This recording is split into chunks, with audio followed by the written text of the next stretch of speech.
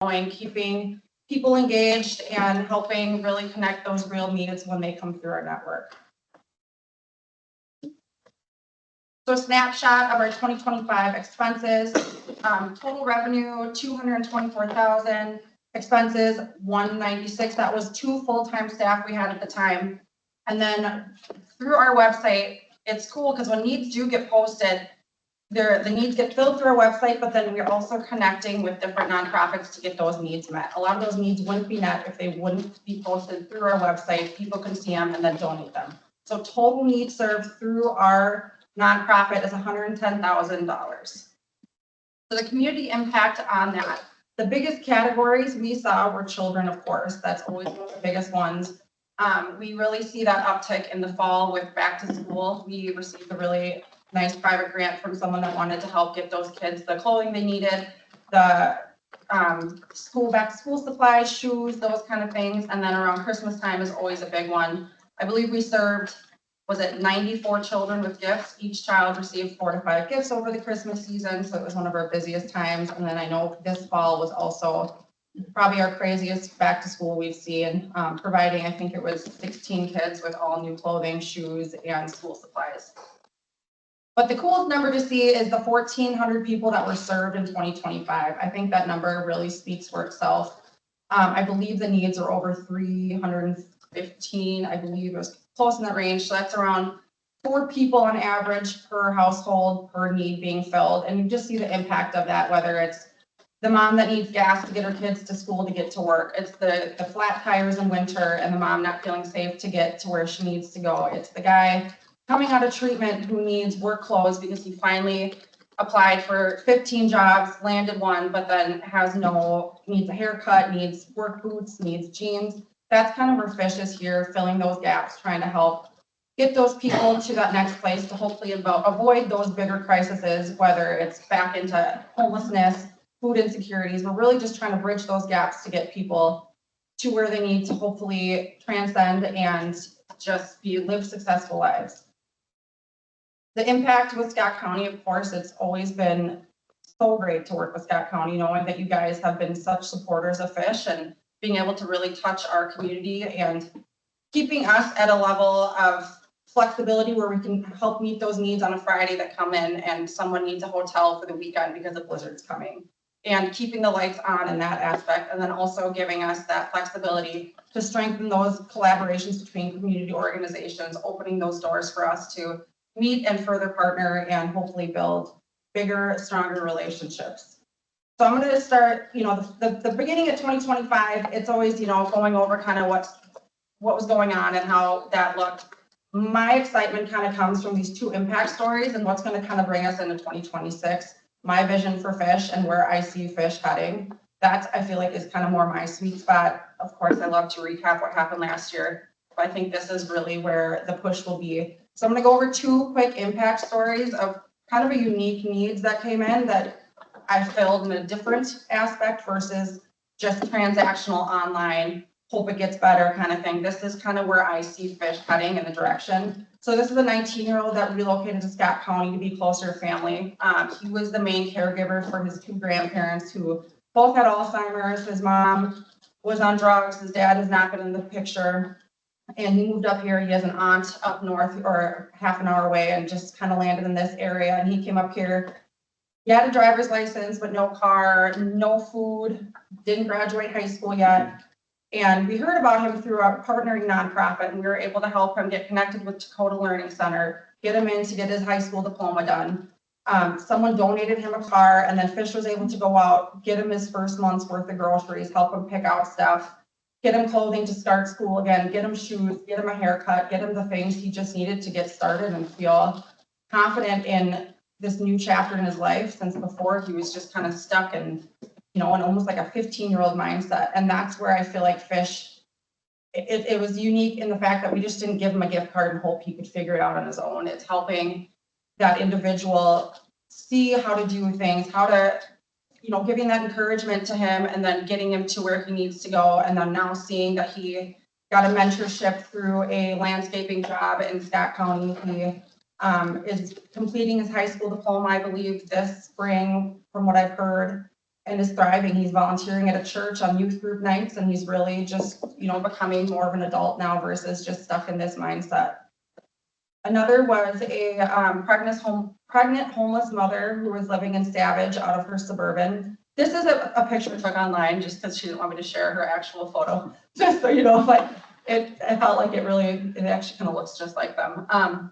Her son has autism, and she, I believe, was 13 weeks pregnant, found housing, which took a while due to some of her criminal background. And once she got into housing, it was like the whole world was coming down on her. It was like she was out of fight or flight, trying to figure out where life was going to bring her, has received no medical care, didn't know what to do with her son and how to get him into different programs, had nothing in the house. Fish was able to connect her with one of they're called pregnancy choices out in Apple Valley, get her in, get her a mentor, get her an ultrasound, get her that medical care she needed, help her son get into different therapies and programs, get him new clothing, get him toys for Christmas. And now she's working a job, and they're successful still in their housing. I think this is the longest they've been stable in housing. She's able to pay her own bills currently and getting off of all assistance and really thriving in where she's at. And again, that's where I see kind of Fish. It's not as always material needs, but it's also just trying to connect the dots, but then seeing those dots continue on and not just saying, well, here's a couple numbers. I hope you can figure it out. Have a good day. It's pushing them there, encouraging them, and then trying to follow through to see how those stories end up and helping them along the way. So that's where I see the priorities from just not just being transactional online all the time, which I think will always be a core of Fish. That is who we are. That is such a great way and a tool base to get those needs out, get the community involved and donate. But then seeing how are we helping the families? Are we just putting a Band-Aid on and then not following through? I want to see how these families are going after the needs are getting filled. How are we going to help support them, strengthen partnerships with different organizations to follow through on those stories? I know not every single need we will be able to with HIPAA or just different things in place, but I think that in order for this to just really see Scott County go from A to B and those people struggling, I think that's what is needed to help with those needs. That's kind of my heartbeat behind that and what I see. Fish is not just a connector, but as a responder as well. And hoping to see those success stories. Doing different check-in days, 30, 60, 90 check-ins. Are the patterns repeating? Are the barriers resolved? Are we shifting from one-time help to a guided process? And hoping that those needs are actually filling those gaps, getting A to Z and not continual repeaters that are coming back, asking for the same thing over and over. When you see those cycles, because when you see those passed down to the kids, and then it's just this continual cycle, like how do we break those cycles and really see the change in our community? Question. Yeah. Like I love the what if to that, like what if Fish did all these things, the 30, 60, 90, that more than just the transactional. Yeah. And I'm always like, I never want to jump to the how. It's more fun to talk about the what if we did this with everything. Right. What if this, what if this, what if this, the how will come. Yep. But how? How do you see Fish? Like, I love it. The real needs right now, I love that concept, love it. Because sometimes you just need something to get through. Which is so important, that emergency help, that is a unique way to help. It's powerful, can be very powerful. I think a big thing is strengthening those partnerships with who we already work with. Like right now, I know everyone has Fish in their mouth, right? Like people know who Fish are. It's not like some secret organization. But for instance, I just met with Tony from Heart twice now. It's getting people involved and seeing like, hey, we are helping these people. Let's get them involved with either a mentor or finding someone that wants to volunteer. I always have people come to me and ask, how can we volunteer with Fish? Like, what can we do? Like, well, it's kind of hard. It's all online right now. There's not much donate, but some people want to like feel that connection and see the connection with the person they're helping. And I think it's getting that more revved up and getting the community more involved in that aspect, which I feel like Fish has been there, and it's just revamping it and kind of re-picturing it. Well, I think, or go ahead. No, Well, if we could just make a quick comment related to what I see as really exciting about Rachel's work is originally with Fish, the design was that imagine an outer circle, which was the programs, ministries, and services of the partner groups, nonprofit service groups, local government, business, and community. They all have programs, ministries, and services that they provide. And the second Thursday was to make us all aware of what everybody's providing. Then a slightly inner circle was the email network of posting and meeting needs of all these partner groups. They would submit needs and they get met, and that's going. But even deeper now, the next that never developed with Fish was sort of a mentor, more of a relational aspect, which you're working on. And, you know, those mentors can come from the partners. So if somebody needs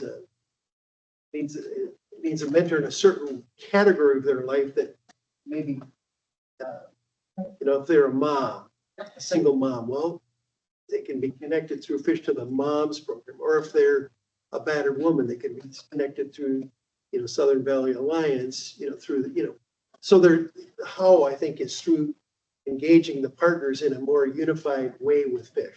Right, like that single mom I was talking about, we connected her with Grace Church. They have that single moms group. And that's just such a perfect atmosphere. She doesn't feel judged. She doesn't feel isolated. She doesn't just feel like, oh, I'm this screw up mom with a kid that has been homeless for most of his life. She is able to connect with them, but then see them 3 months down the road and be like, wow, like they're doing it. I can do it too. It's giving them that confidence. And I think that's the great thing about strengthening those partnerships and actually getting out there and seeing like Fish needs to be that person. And Well, I think it's important to point out too, I think maybe everybody knows, but Rachel's the new interim director, at least for now, that maybe that interim is removed, whatever. So there's some new life, new breath, new, and I always didn't joke, but I just think Fish is such a powerful tool. Right. That it's just been like, it just needs to, exactly. That's correct. and so the new energy and some of these things, because I mean, if I go back and we'll talk about it probably later too, if I look at if I didn't know Fish and I looked at the snapshot of some of the numbers, you know, just the numbers, I'd probably be kind of uninspired. Right. You know, if I'm giving money to an organization, like it has to, and we talk, I'm on the Fish board, so we talk about all this thing. If I'm giving $1 to an organization, like at least 80 to 85 cents of that dollar needs to get Right. to the field. Yes, there's admin, all of those things. So trying to retell that story and rejigger those numbers and have a bigger network so that you're reaching more people with roughly the same or not much more of the expense side of things. Yep. I think Fish has been poised to do that. So Just a quick comment. Rachel has brought a new energy to Fish, and we're excited about a few things. One is the lunch and learn. We're going away from the breakfast meeting, or a morning meeting. There was some breakfast occasionally, but the morning meeting, I would say, to a lunch and learn meeting.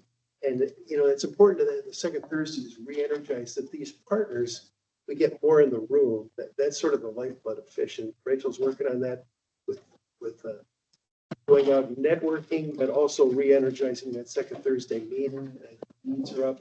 We're also not planning on hiring the second person as a full-time. We're going back to more like Gene Kubish kind of needs. Gene was contracted for like 20 hours a week. So that's where we're headed. So the reduced costs are, now on your giving $1 for the needs, there are people that give, just make sure the lights are on, the structure's there. There are other people that give straight to needs, and 100% of that money does go to needs. Yeah. So that's a good point. And it's, you know, even just looking at this month compared to last year, I mean, it's been, I think we've had over 7,000 donated just through our website to fill needs. That's so impressive to me to see that coming and happening again. I mean, when I first started, I saw that and I saw it die down, and now it's just, we're real busy, which is good. I mean, it's sad to see needs come in, but it's good to see that there's a community out there that still wants to support Fish, and it's not just needs coming in and then us trying to figure out what, like, it's really revamping, and it's been a busy month.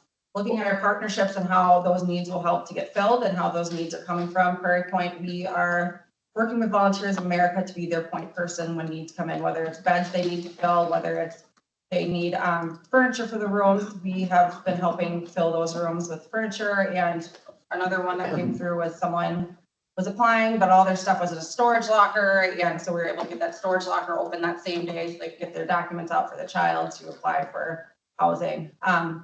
Hope Sportage, we just toured over there. We're working with CAP workers over there. They're coming to that training today to get integrated with Fish to post needs for those families coming into housing. One I'm really excited about is St. Francis.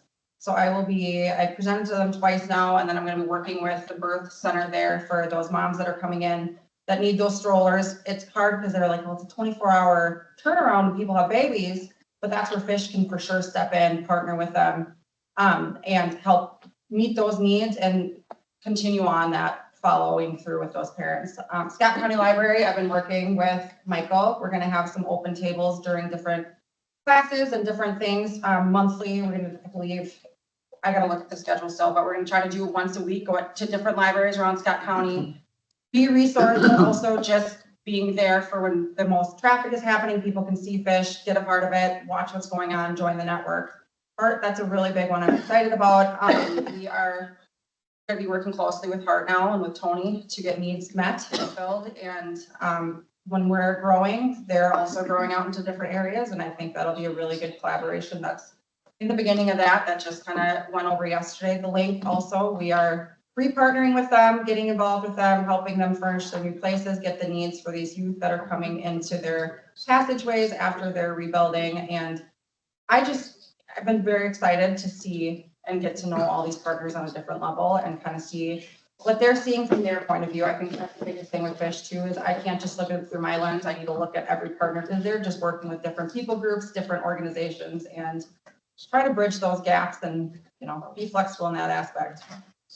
Well, we're nearing time with this presentation, so you're gonna kind of have to speed up. Yep, this is the last slide, then I'll be done. And we cut you short, sorry. Right, I have No, yeah, for sure. Lunch and learn here, you want over that? Okay, We go can ahead. go a few minutes I just wanna longer make sure 'cause we, We got a late start. Okay, got late start. Okay, keep No, going. for sure. So the lunch and learn, this is my last slide, and then feel free to ask any questions.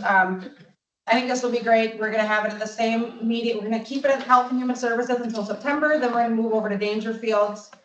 The same aspect, but this way hours are different. We had, I believe it was 47 people attend our last meeting, which was like almost double or triple the amount of people.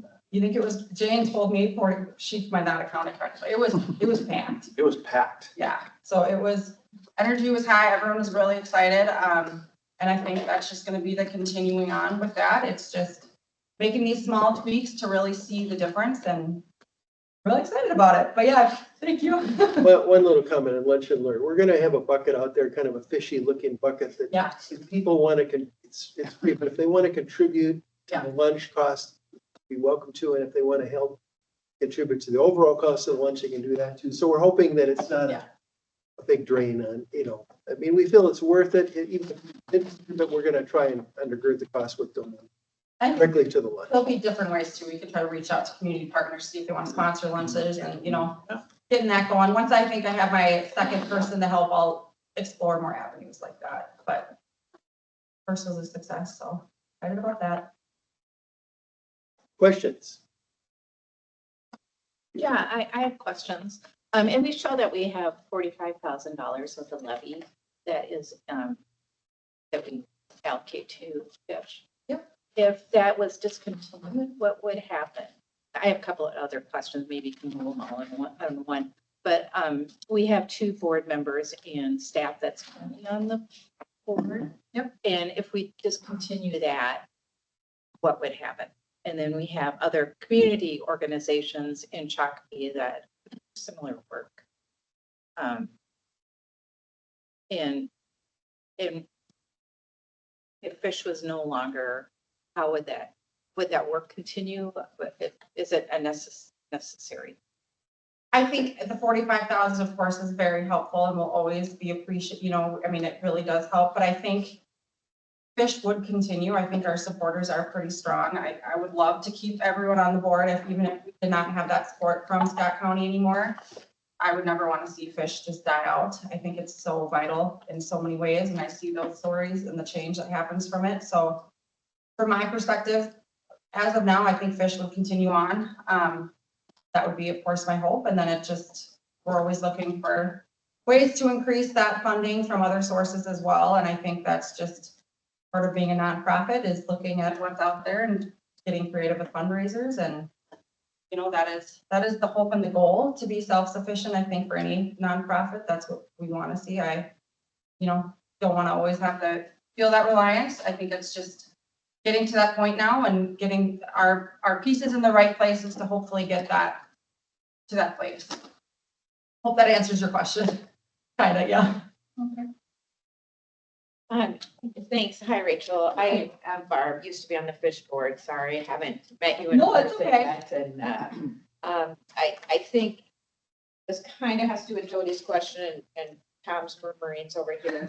I think that, like, it's great to have these snapshots and the 110, 540, that's the number we're all looking at. Yeah. And I know it's hard to accurately idea all the needs served, and I just would, a couple things, I'm just gonna ask for a couple things that maybe we can work on and we can help work on.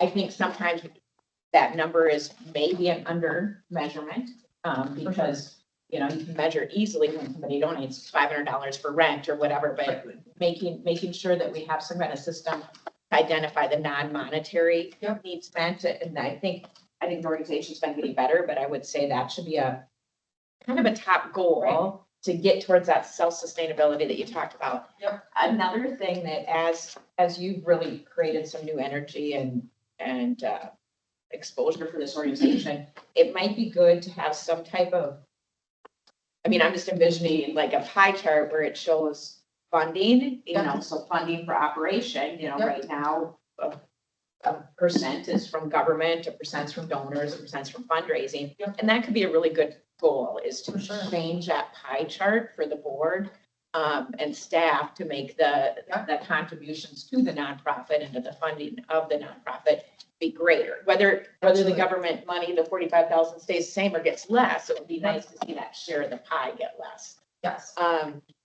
And then I love what you're talking about with the check-ins and all that. And I would hope maybe, because I feel like we're seeing now and then in the fall, we're gonna see this again and talk about budget. If you need to figure out how you're gonna measure those check-ins. Yep. You know, and isn't a simple assessment with a family of how they're doing when they come to fish, and then, you know, 120 days later, hopefully they've moved up on that, Yep. that kind of assessment.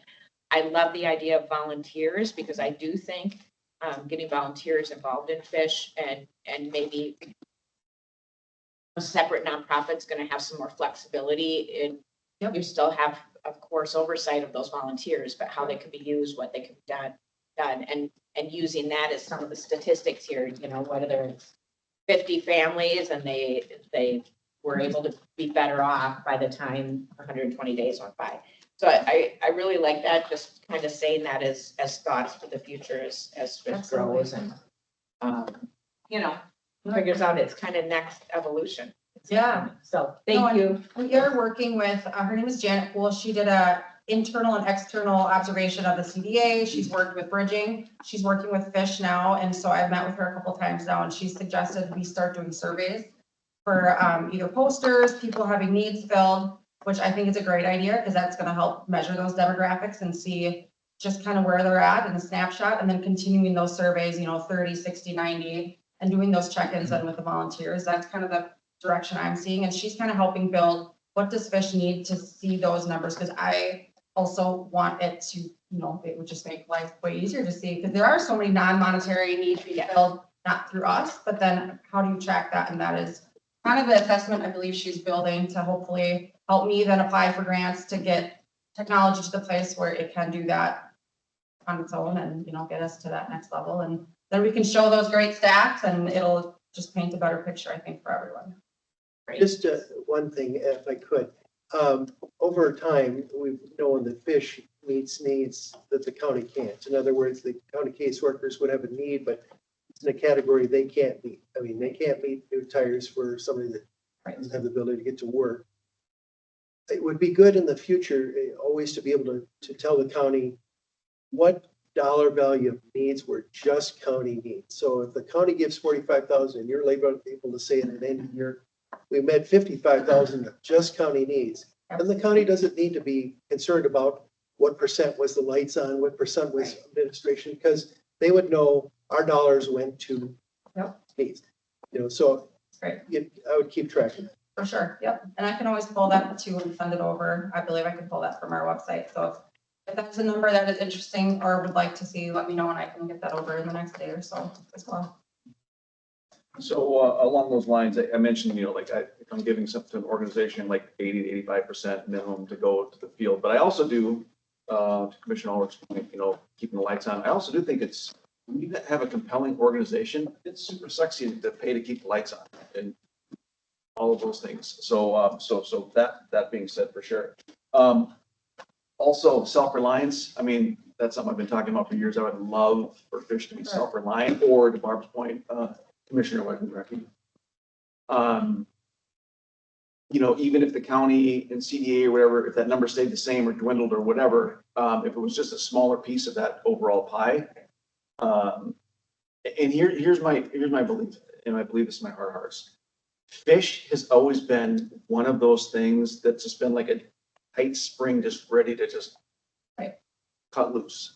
Like it's in the bucket, like major potential. Right.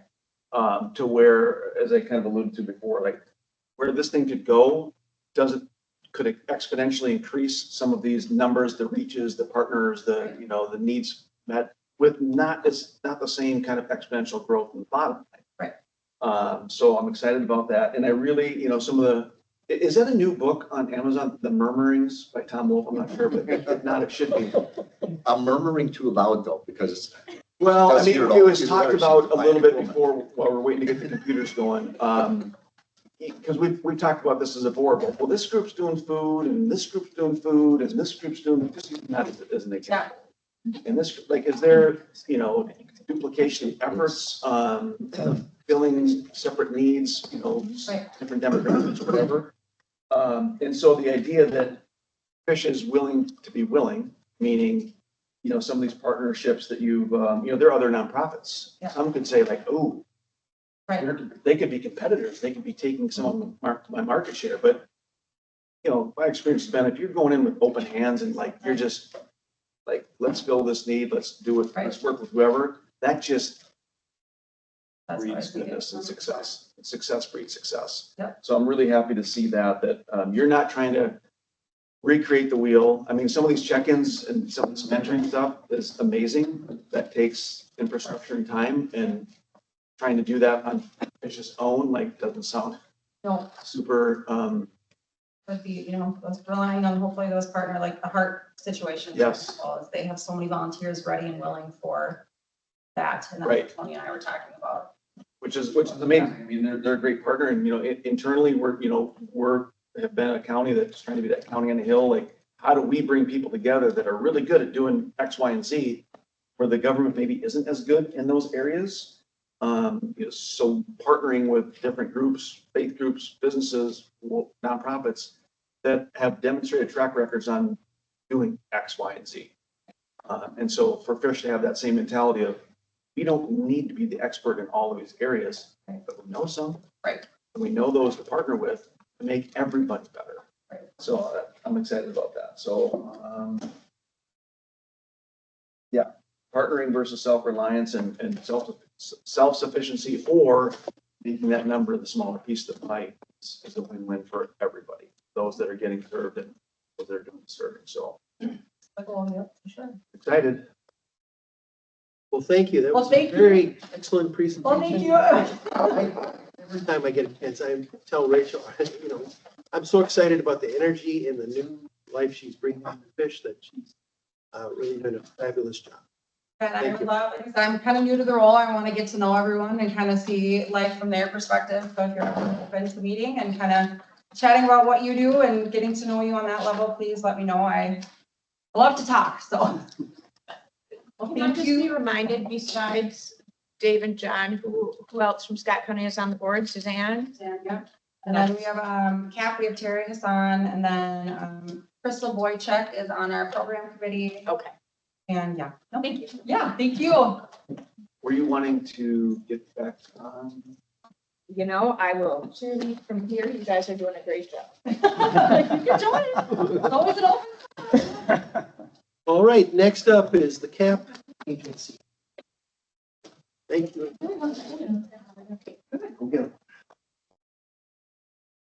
Morning, everybody. Morning.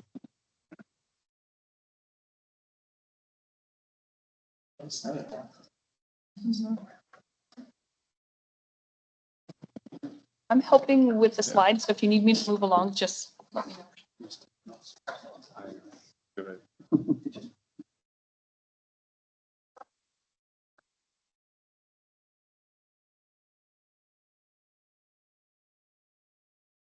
Oh, I'm sorry.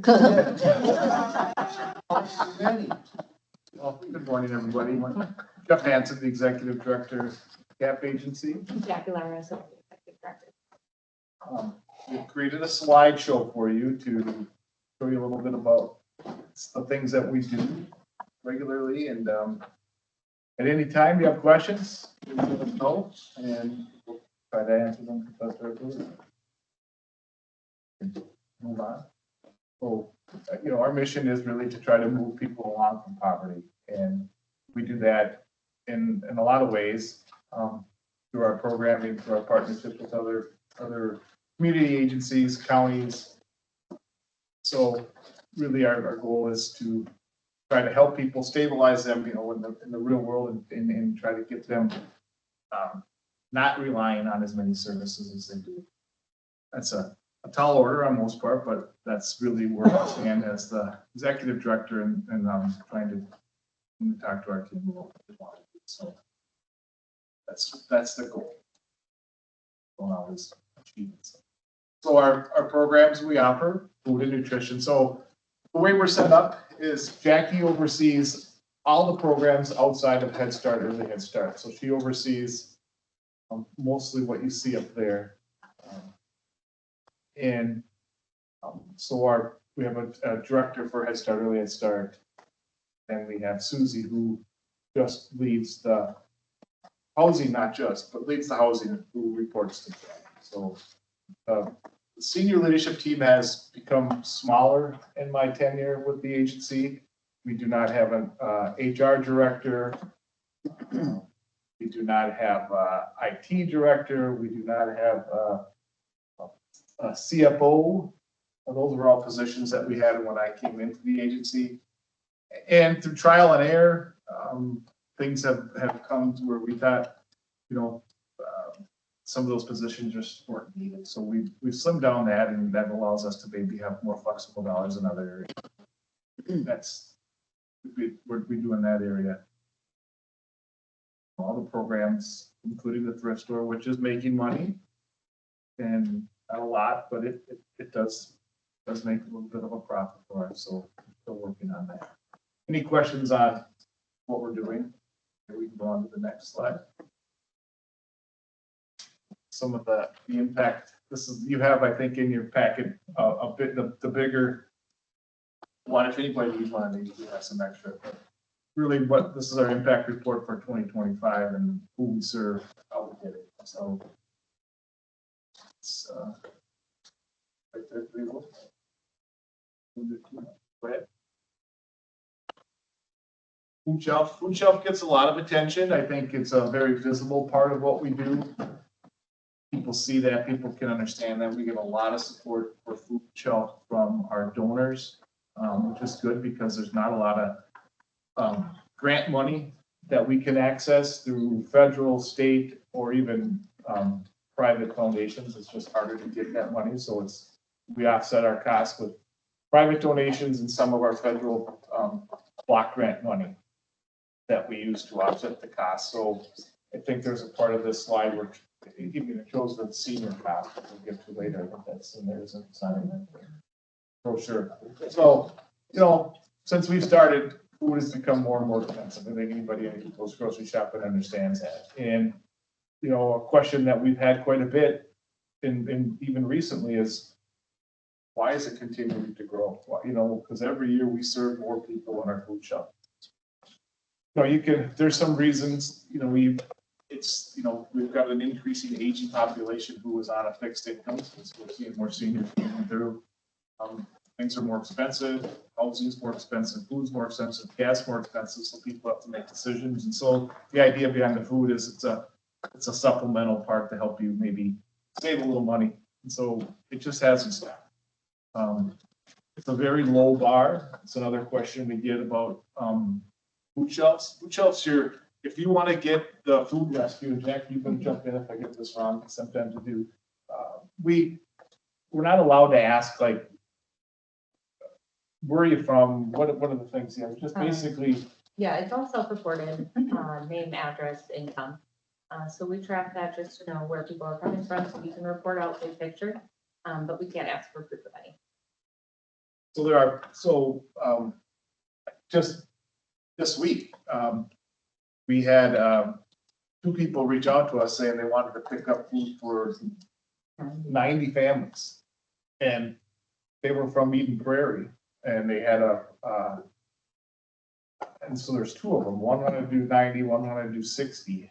And that's a lot of food, that's a lot of money, that's a lot of cost. So there's a lot of things there. And she heard about us from a volunteer at another, saying, oh, so they showed up at our Chaska distribution last week, got in the line, and when they got there, said, yeah, we have 100 families. Like, we can't do that.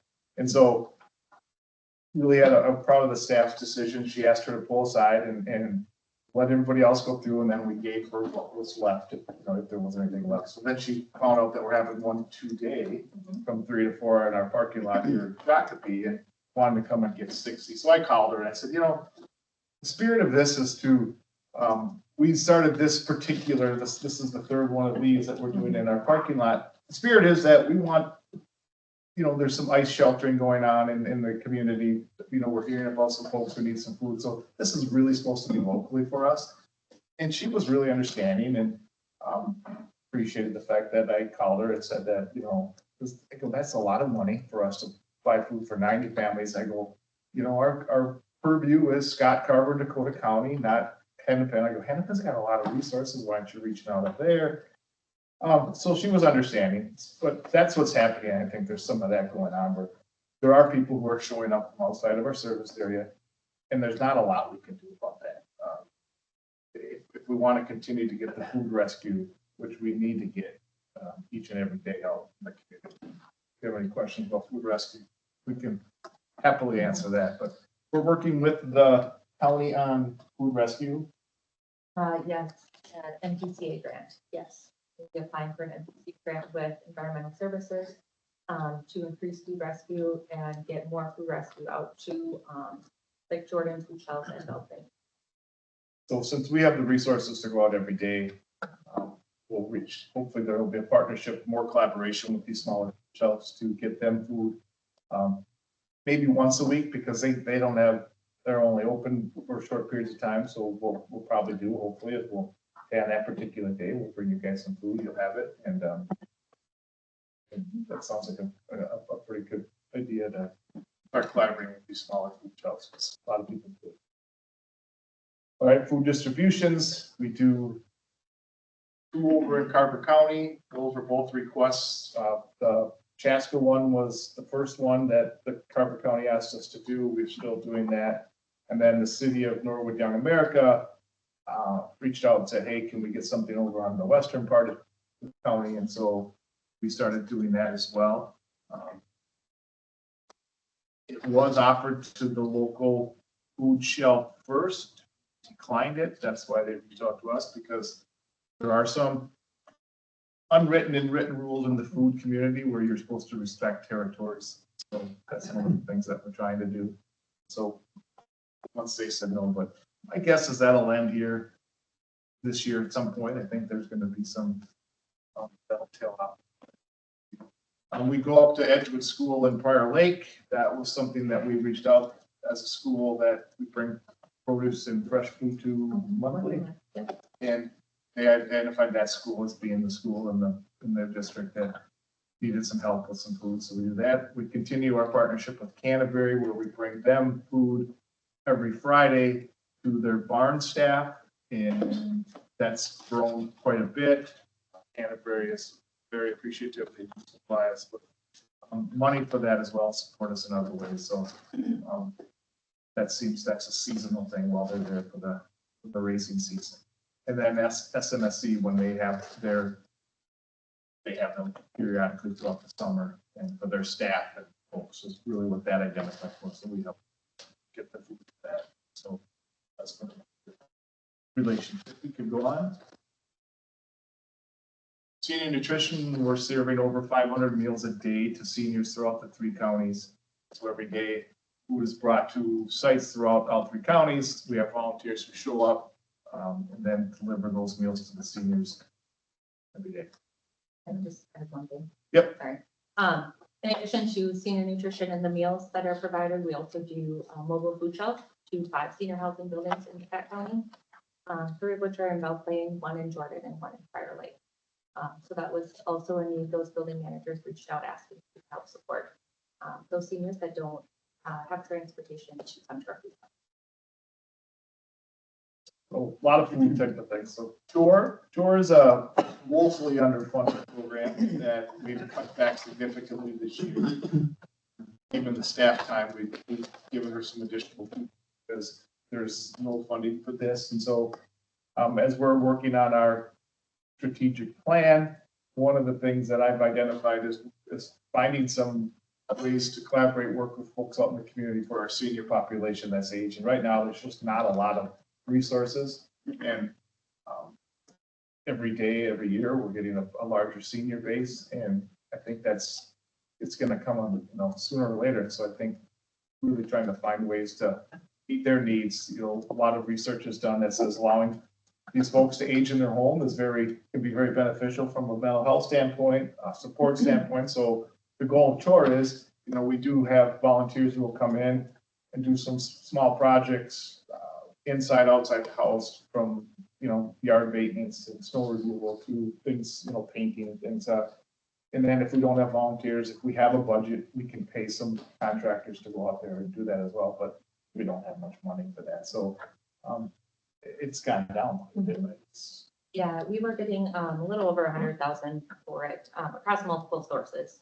And now we only get it from Trellis, the one source for the Area Agency on Aging, and that's 50,000 a year. It moves pretty quickly when you have seniors throughout the 3 counties. So that's Chore. Parents Help, Jackie can talk a little bit more about Parents Helping Parents. That's one of the grants. So Parents Helping Parents is part of the Scott Family Net grant that we apply for every year. Maritza leads this effort with Isabel, who also does the cultural navigation for the FRC. This provides an opportunity for parents to come together, get some support, share challenges, successes that they've had. It's held at Pearson Early Learning Center. Childcare is provided. We had about 6 parents attending every week in the fall. That went down to 2 in person in January and 1 virtual sheltering. So they're hoping to get back up in May. And then we also do summer activities for the families to be together.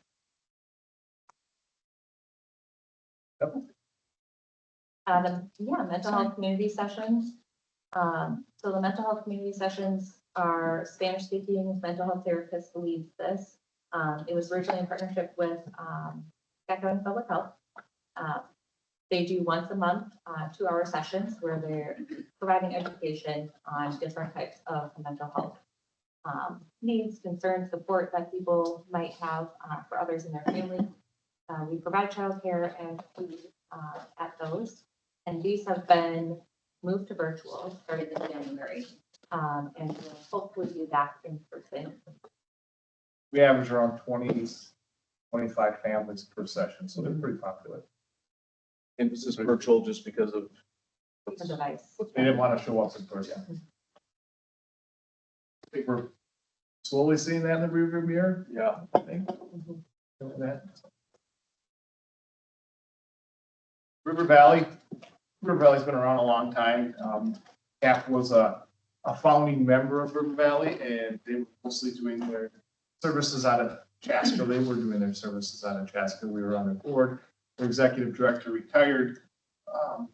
And I said, hey, maybe this is something CAP can take on and fold underneath our umbrella, since they really kind of trying to figure out the direction. And so we brought them on, continuing their services in Chaska. We also created a clinic space here in Shakopee in our site. So they're there once a week. And, they see a lot of people. Dr. Wilcox and Dr. Willie are both the doctors. We have another doctor that volunteers their time every week. last week they were in Shakopee till after 10 at night with all the families that are coming in. And so it's a nice little program that serves a real niche group of folks who are maybe not really willing to go out and see the doctors. And so they do more exams, they can do diabetes, some blood draws, some heart stuff. We're working with the American Heart Association. They have a grant to do some monitoring there. And then if they need some more significant type of work, we do refer them on to some other provider because there's some things that we just can't do. So, but we have become some of those folks, some of those families, their primary spot for medical help. So it's a nice program. It just kind of does its thing quietly in the background, and it's a pretty cool thing. So anybody ever wants to see a clinic, come by. Head Start, Early Head Start, everyone is fairly familiar with that. Last year during the budget talks, that was on the block to be removed from federal funding. It was a pretty big uproar nationally, and we had immediate bipartisan support in Washington. Both sides of the aisle said, hey, this is a program that's been well vetted, has a lot of research behind it. And that was quickly turned around, and the president said, okay, yeah, we're good. So it's saved. One of the directions that CAP is doing in anticipation, there's been more and more public schools bringing in pre-K kiddos because of the dollars there. So and that impacts our Head Start enrollment on some level. So what we're doing now is we're exploring and trying to move to a center-based early Head Start. So we'll probably convert one of our Hamilton classrooms in Savage or two of those into early Head Start center-based. So instead of us just going out to the home of the early Head Start families, they're going to come to us, and it'll be more like a child care setting. That's the pivot that we're working on there. It's laden with a lot of hoops to jump through, as you can imagine, from the federal government. So it won't be quick. It won't be easy. It's not just, hey, we want to do this and we're going to increase. Everything has to balance out in budgets. And so early Head Start's more expensive than Head Start. So you have to take more kids from Head Start. It's just a really complicated process. But I think in the long run, it's better for us to be prepared for, each and every year kind of get chunked away from our Head Start classrooms from folks who are choosing to go to schools. So that's really doing. Yep, that's just the younger. So we're working with parents in early Head Start from prenatal all the way to age 3, and so we're in the home to work with parents. We're trying to help them, everything from diet to how you prepare to having a child come in. What are some of the things you should be doing and planning for? So that's what our family workers are doing each and every day with those families. LIHEAP, that's the federal dollars for energy assistance that is given to the state, who then our role in this is to get folks approved applications. So they work with us to make sure their application has everything it needs. We double check, we put the bow on it. And so then that state will look at it, and once it becomes approved, then the dollars will then be, or a check will then be written to that local utility company to get their energy bills paid. So it's pass-through dollars from the federal government, and we just work on getting that. Is the number up there? I can't see. It's Over 10,000. over 10,000. Yeah. And last year we had just over 8,000, so it's gone up. And so that was one of the ones that really went down to the last 2 weeks of the budget. We were ready to lay those staff off at our agency because we just weren't getting any money, but it came through. So they're still doing their thing. So that's a very seasonal program. We're already, we lay people off starting in February, and then slowly that staff gets smaller and smaller as the spring goes on, and then they come back in September and we do it again. So that works. We own 11 properties, 44 units. Most of these are in Dakota County, some here in Scott.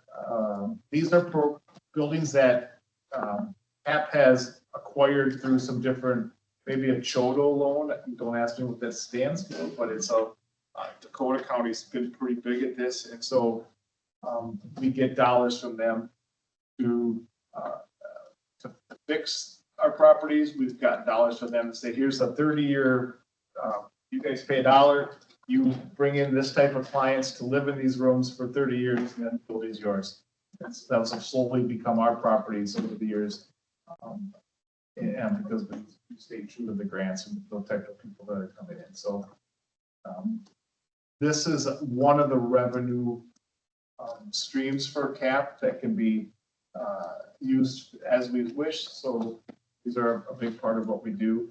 I've always wanted to grow this because I think more revenue for us to help offset, the lack of grants would be awesome, but it's really expensive to try to find property and to buy it, and we don't have that type of bandwidth right now. So we sit on this, and Dakota's got some other properties that they might be offering us down the road here, so that they're getting rid of. So maybe we'll bring some more on, but see how that goes.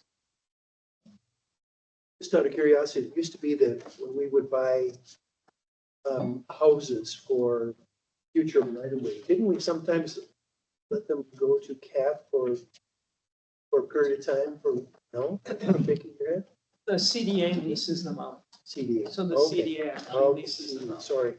Yeah, we don't want it permanent because they were bought to go away. Yeah, okay. Supportive housing. Jackie, you can take over support. So supportive housing is mostly our federal grants through HUD. There are some grants that pass through the state and to the county. We have grants with you guys. But supportive housing is the case management intended to help someone stabilize. They work with them for about 1 to 2 years and then hopefully move them on to stable housing, off of case management, and then new people come in. So really trying to work on goals and budgeting is the main.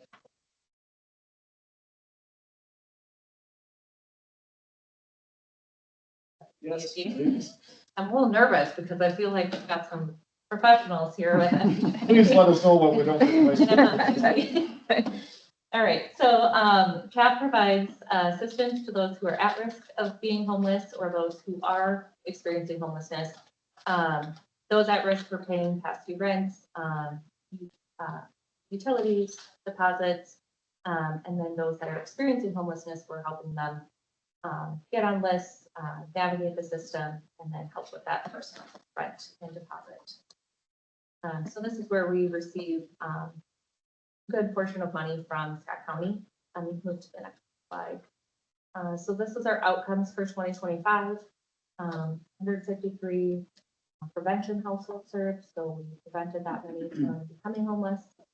178 exit to stable housing, which is 97% success rate.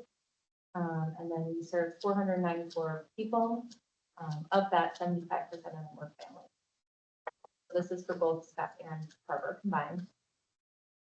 We get about 100 calls a month that go through 211. There's screens there, and then they come to us if they qualify. But we can only provide support for about 20 to 30 of those households every month, just based on funding. We do have 2 separate funding sources, the LAHA dollars, which is just direct assistance. And then the FHPAP is our 2-year grant, which provides the support services, the staffing to process all of this, the direct assistance, and then the admin for paying out to them. And we have the family shelter program. So this is what is moving, how it has moved into Wolf Portage. So we previously were housing 1 family in a townhome in Shakopee, where we were leasing from the CDA, and then 1 family was in a hotel. Staff met with them weekly to work on goals, obtaining housing, what the next steps were, connecting to different resources as well. And then on the next slide shows that we served 7 households within the last year. The average length of stay 184 days, so about 6 months. 3 households had exited stable housing within that 1-year period. We have 4 households currently in the program. So those 2 that we were serving into Wolf Portage, The family that was in the townhome moved on to stable housing. And then this is what we received in terms of funding for support services or the case management, direct assistance, and administration. Oops, Portage, I would guess most of you are pretty familiar with this. You know, it's up and running. We have our staff over there. They're doing a big training today. So, you know, kind of getting our feet wet there and making sure that we do have all our staff hired, we staff, then working with the first two families. We're at 8 now. 8 families. 8. Wow. That was quick. There's need. Do you want me to go back? When on vacation, we get 8. The Severe Weather Shelter Voucher Program is where we receive funding from Scott County to support those that are living outside and homeless, and we meet different criteria for temperatures. So whether it's over 90 degrees or below 32 degrees. So CAP hands out, can hand out these vouchers. We also work with other providers. Police departments handed out, the hospital, Guilds, Scott County. And then we're the main contractor for the hotels and processing the payments for those stays. And then, yes, here's our outcome. So from July last year through last week, we had 183 vouchers issued. 101 unique households, average stay was about 3 days. We work with 6 hotels in Scott County and use 62,000 of the 100,000 we'll receive for the year. If we've had more full days, we've had more. Question about that. Mhm. Shakopee had put a motel ordinance together, and was gonna affect the people that could stay at the hotels. Have you seen that, or are they allowing people to continue to stay at the hotels, or? The agreement, the 30 days, is that what you're referring? Yeah. So I did meet with the city administrator and previous chief, and we agreed that they would allow us to go past 30 days if we just had an agreement with the hotel or checked them into a different hotel. I asked Susie yesterday, and it's not come up once from anybody. I think her paraphrase is something to the effect that, you know, CAP does a really good job of working with managers to make sure our folks that we're putting there are well behaved and following the rules, and we remove them and blacklist them if that happens. And so there just hasn't been any issues with it since.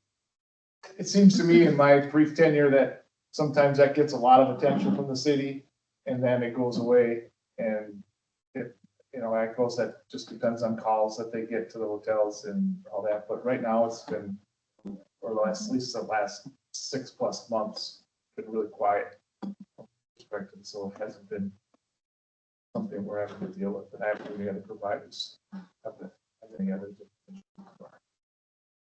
Just a quick comment, and it's going to seem like a commercial, but in past era of fish, CD, our CAP would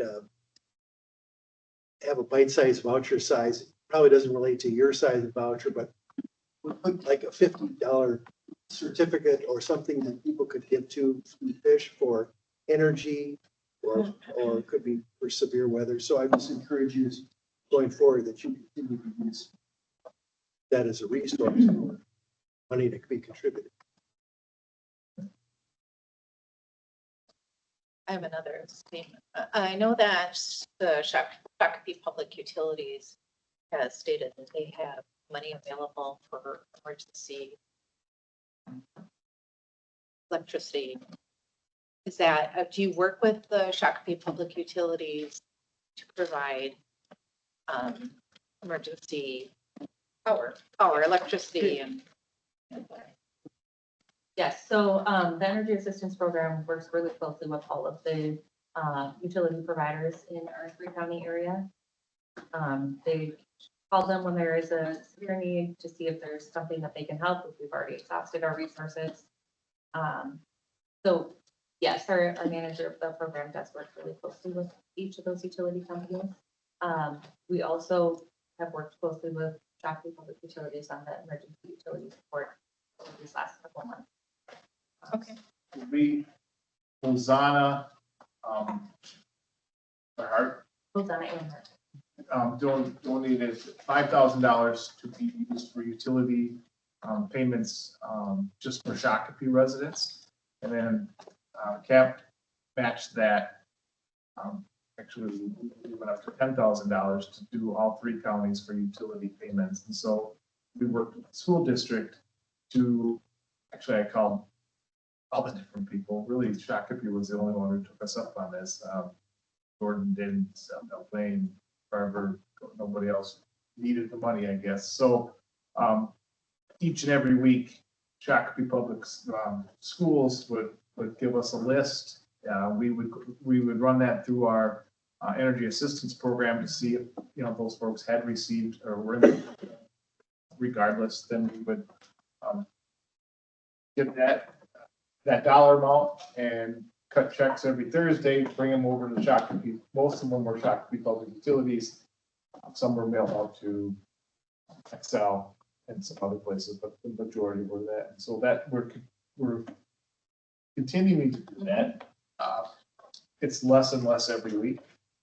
One of the interesting things that I thought was interesting is that when we were putting these people who needed help with utilities through our system, none of them had ever applied for energy assistance before. One of the things that might tell me is that these folks were working and paying all their bills prior to having a shelter, and the shelter thing kind of threw them for a loop, so they needed temporary assistance. So that's just a side note that I thought was interesting. So we're still packing 114 meals every day for Shakopee schools. We started doing this late January-ish. Yeah, in February. February. And we were at full capacity. We were doing 120 families a week. We're down to 114. And so every Wednesday we have volunteers come in, we pack these meals, and then we have volunteers come during the afternoon and we deliver them to all the students. They're all families of Shakopee Public Schools that we identified. So that's something we're doing. And we've committed to do that through April 1st. Up to their spring break, and then they're going to reassess what they may or may not need after that. So those are 2 of the things that we've done in response to some of the ICE activity here. So moving on, community needs assessment is something we've done every 3 to 5 years. It's required by us by CSBG federal grant, and we need to. So this is something we do. It's in process as we speak. So we reached out to Jackie. What are the numbers? Yeah, so the community needs assessment we completed last spring and early summer. We have 508 respondents for those that were serving or could be serving, and then 28 community partners. We have a separate partner survey for that, just to assess and see if there's anything we're missing or could be added to our service list. The community needs assessment is a requirement for us then to go into our strategic planning, is what Jeff was referring to as being in process currently. So we're required to do this first every 3 years to then feed into what we're going to focus on for our strategic plan. And it really year after year, it's these categories remain pretty static. They might change for the snapshot at that time. I think last year, the last time we did this, It was, health care was. yep, it was housing, health, and then food. Yeah. And one of the things that we're always trying to do and focus on is what are gaps out there? What are people needing? We're always open to hear about those what's needed. And so, I turn to the counties and say, hey, is there stuff out there that's not being, that people aren't getting? And is that something, a role that our agency can help fill? So nothing's been brought to my attention that, oh, this is something we need to do different. I think there's a lot of folks doing a lot of good things. We're always have an eye on duplication of services. I don't like doing things that other people are doing. Some of the things that we have been doing since day one for 60 years, other people are now doing as well. So there are some duplications, and that's fine. But we really try to stay focused on our core areas of what we do, and that was pointed out earlier. So really trying to stay true with that. But at the same time, being flexible and nimble, that when things come up in the community and there's something like this school reached out, be able to have that ability to say, yeah, we can help out at a time of need, and really proud of what we've done with the schools to get this done these last couple of months. So community needs assessment. It's available if anybody wants to see it. It's on our website. It's in the packet. It's all there for you. All right, well, Thank you guys for supporting us Yeah. through all this. We Thank you for all the appreciate it. good work you're doing. Do we have questions or comments from anybody? I know we're way behind time, but I would just, I serve on the board, on the CAP board for our board, so if there's questions, you can talk to me. I mean, I look at the dollars, even though Jeff and Jackie did a great overview of the agency. We only support some of those programs through contract, and I was just asking Leslie, I think the board has some decision on these contracts, but there's not any levy dollars even in these contracts. Is that true? I don't think Yeah, there I'm are. not seeing any, Yeah, I don't see any. yeah, we, I think it's good to know. It's SMAHA and FHP. right. Yeah, and and I think we've had the good fortune due to Tanya and Peter being able to apply for different state grants, that even when we look at the operation of Hope's Portage, that we've had LAHA, and then we also, there's some additional state funding that they're able to use. So I know like Danny gets braided funding, but it really is like the ability to get all of that done and make our dollars stretch further. But yeah, we aren't using any levy dollars for any of these. Just a fact I think we should, so, thank you. Yeah, quick question on, you talked about the unwritten rule of territory. I mean, that was also from, I don't know if it was a tome or a novel or a one-off of the memories of Tom Wolfe. Some of the things we talk about, and you've talked about duplication. Food, insecurity, food, drives, food, giveaways, all of that food stuff. How do you navigate that? And I know there's always duplication, you're never gonna get away from that, but not like serving as many people that need it versus serving some of the same people multiple times through multiple agencies. And I mean, I know it's always one of those things you got to deal with. I was just curious. It was just funny, the unwritten rule of like, hey, that's my turf. Well, it's unwritten, but there's also an expectation from Second Harvest that if you want to do food shelves in a community and somebody else is doing it, you need to get the permission from that provider. So yeah, I won't let my tongue for there. So it's kind of like, because they're the provider for so many food shelves and food distribution, right? Yes. So Second Harvest, so you're going to them and they're trying to do what we're just talking about, like making sure as many people are served as possible versus serving the same person 10 times and they may only need it once or twice. Yeah. Okay, so it's that. It's really hard to control that. Sure. Yeah. It's frustrating because we know that people are jumping, going, and Sure. Yep. there's no system that talks to each other. It says they just won't let us do that, or else they'll take away the free food. It's really difficult. Yeah. I I was just more curious because I know it's yeah. 100% managed outside organizations. You can't. I was just curious. That makes sense with Second Harvest. And then the community needs assessment. I mean, housing, we need rent and mortgage payments. I mean, that's going to take a lot of dough right quick, right? Yeah. And it ebbs and flows, but that's probably one of the ones that remains one or two, depending upon Right. through all different types of times. And always contend that the collective we government, not necessarily the county, state and federal, make it really hard for people to live. Yeah. At all different levels and requires so much more for people.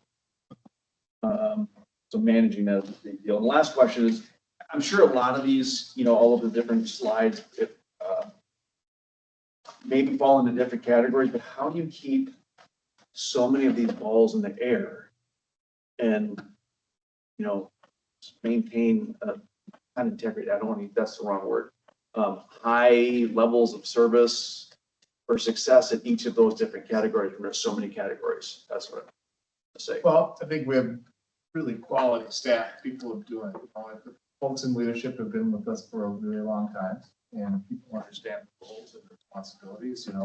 Housing operates as one unit, and they focus only on housing, right? And our job, my job is to, I'm on, kind of on a little bit higher level, trying to make sure things are at the budget well, that we're doing some things. Jackie then, her job is to work with the directors and the leaders of those programs. How it works, it just does. It really has for 60 years. I think we do really good work. I think each and every one of these programs that we do excels at what they do. I don't think anybody does it better than CAT. I think probably some bias for sure, but Who would expect and hope for that? yeah. And so it's really worked. We've been doing it for a really long time, and our community partners, and we have great relationships with those folks, and hopefully when things aren't going well, we hear about it, we collaborate, we fix it, but it's just really giving people what they need to do their job. It's hard right now in housing, because our grants continually don't support the salaries that we have, and so we've got 3 people leaving right now in housing because they found jobs that are, that are paying, and, we've been struggling this for a couple of weeks. What do we do? How can we, people are expensive, so, but housing has more turnover than probably the other department, just because it's a stepping. So my guess is there's people who work in your county started with CAT. And that's just part of the way that game is. I think we just, One comment? yes, In terms of how we manage it all, I would say we have people in different levels. So staff are working directly with clients really well at the work that they're doing. We have important finance and admin in place to be able to make sure we're following the grants financially. We have over 50 grants within the agency. So myself, Susie, and Holly are all, I guess, the grant managers, where we're making sure we're abiding by all of those rules and requirements. Good. Yeah, it wasn't a knock, I was just curious. yeah, there's a lot going on. Thank you. We're gonna move on here, but thank you for all your good Well, work. thank you guys, Thank you. appreciate Now, that. Tom Wolf he's not here, so I can see that. He's threatened me and saying that if we go past a certain time, he's gonna have to order pineapple pizza. It's threatened, pineapple. But actually, I think we have a procedure here. We had to have a time commissioner that talks to one of us has to buy lunch. You're leading. I'm sorry, that was. All good. Thanks for coming. Appreciate it. So we're on for the extension. University of Minnesota extension is up. The hot seat. Any one of those. Not hot. No. Friendly.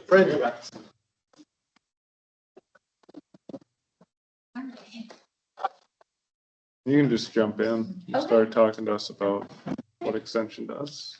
All right, well, thank you so much for the opportunity to be here, Mr. Chair.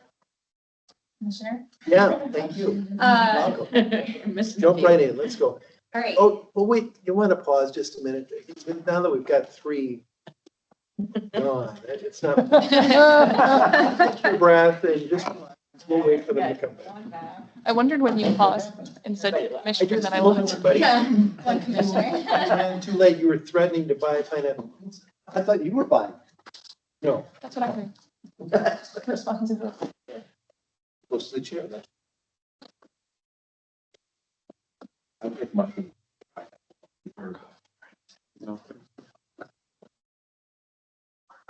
I don't think that's- Hi, everyone. I was hoping just to make it worse. You know, that might make it better, actually, you know. Pineapple juice to make.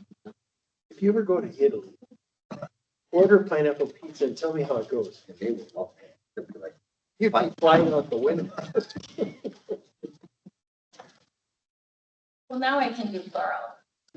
We're There you go. closer. We got 4, we're good. All right. Go ahead.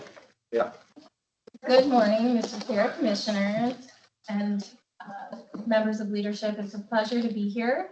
My name is Tammy McCullough. I'm the University of Minnesota Extension Regional Director that has the opportunity to work with Scott County. And as you know, Extension, the University of Minnesota Extension, is here as your resource and your connection to your land grant institution. And the opportunity for us to work in counties is really critical so that we can provide the resources and unbiased information where people live, work, and play.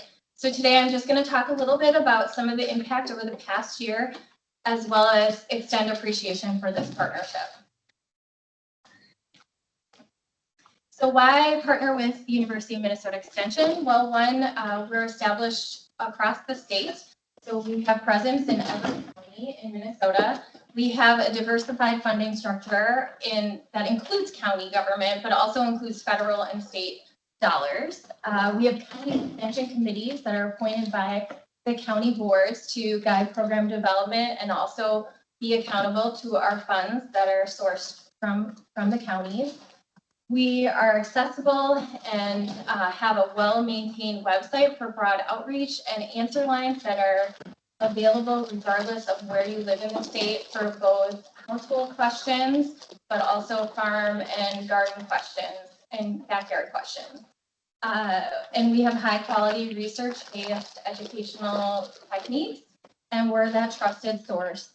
In a time when AI and Google searches are rampant, the University of Minnesota goes back to the research and provides the right information at the right time.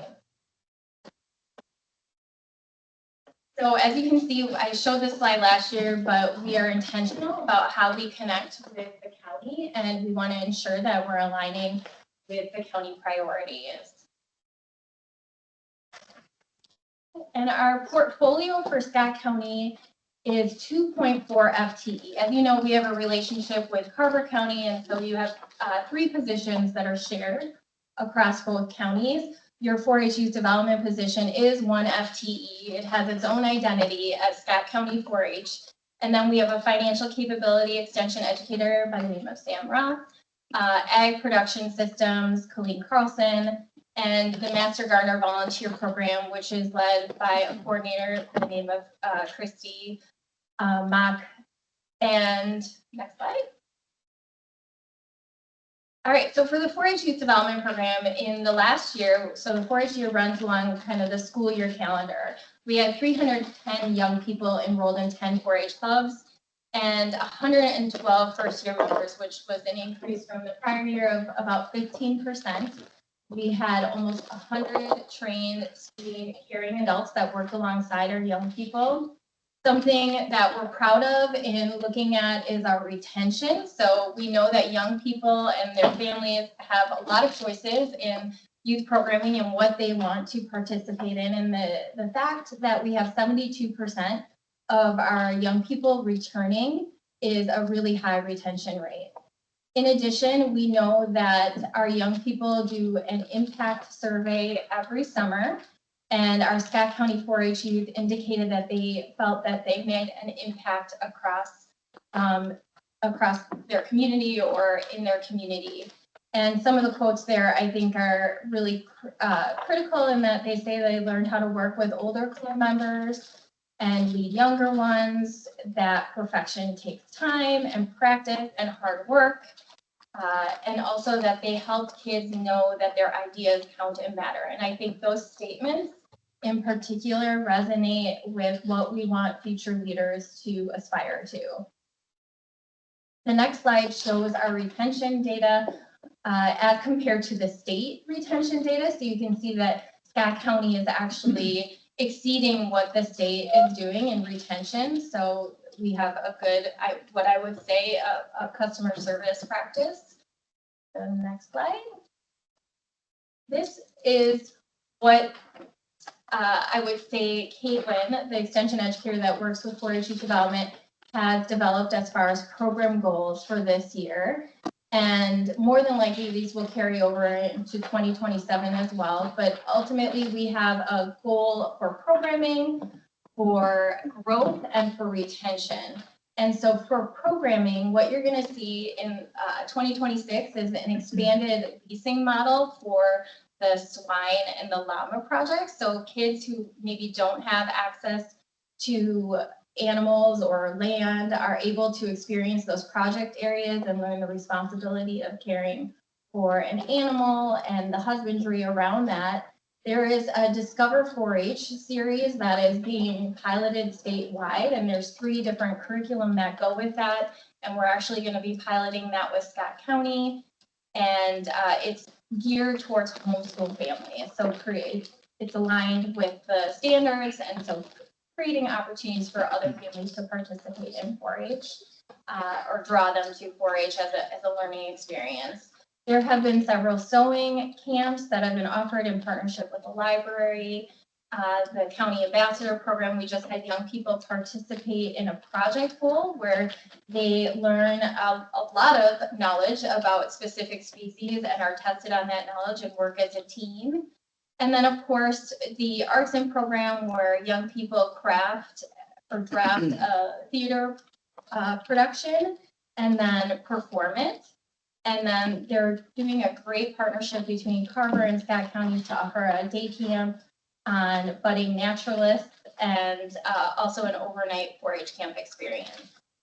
In the area of outreach, our partnerships continue with the library and, of course, the Ag Society to be able to offer a showcase experience for young people to demonstrate what they learned in a project area. And then under youth leadership, Caitlin has worked really hard to grow what would be called like the 4-H ambassador program, which is for kids in middle to high school, so that we can continue to retain those young people as they grow in the 4-H program and have other challenging experiences. And then getting them involved in some of the regional learning opportunities or statewide learning opportunities so that they can network with other youth, 4-H youth from across the state. Next slide. Here are just some images from the past year of young people participating in a leadership opportunity on a regional level, state level, and then also our shooting sports and wildlife program, which is always a draw, but over 90 youth have participated in that program where we implemented at the Scale facility.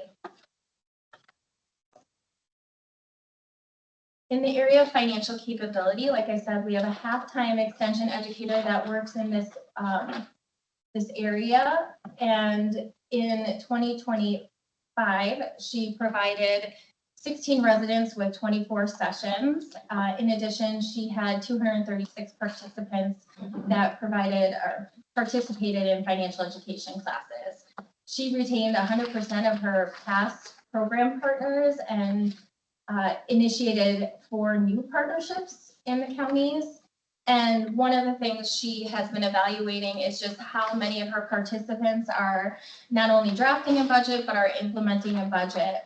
And she shared a story about a Veggie RX participant who saw the financial counseling opportunity and I believe pursued the help through the Family Resource Center and was able to get some support in regards to a collection notice that they had received. And in the participants' words, they created reduced stress and they actually had a plan for implementation versus probably dodging that letter. So Sam's goals are to broaden her youth programming, and I just got an exchange actually this week about doing a financial education class with the libraries, but also thinking about parks and ECFE, and then continuing to build more relationships. So we are open to opportunities and suggestions in the area of youth outreach when it comes to financial education. We know that There is now high school requirements for financial education, but just yesterday we were talking about catching those young people earlier in their pathway to understanding how they work with money. And then year-to-date success, Sam has been successful connecting with Hope's Portage and Alice Ministries, and was also successful in receiving a grant with UMash and being able to do some education at the Scott County Fair. And just for your reference, UMash is the Upper Midwest Ag Safety and Health Center. Sam is a part of both the Health Improvement Committee here in Scott County, but also in Carver County. Mr. Chair. Yes.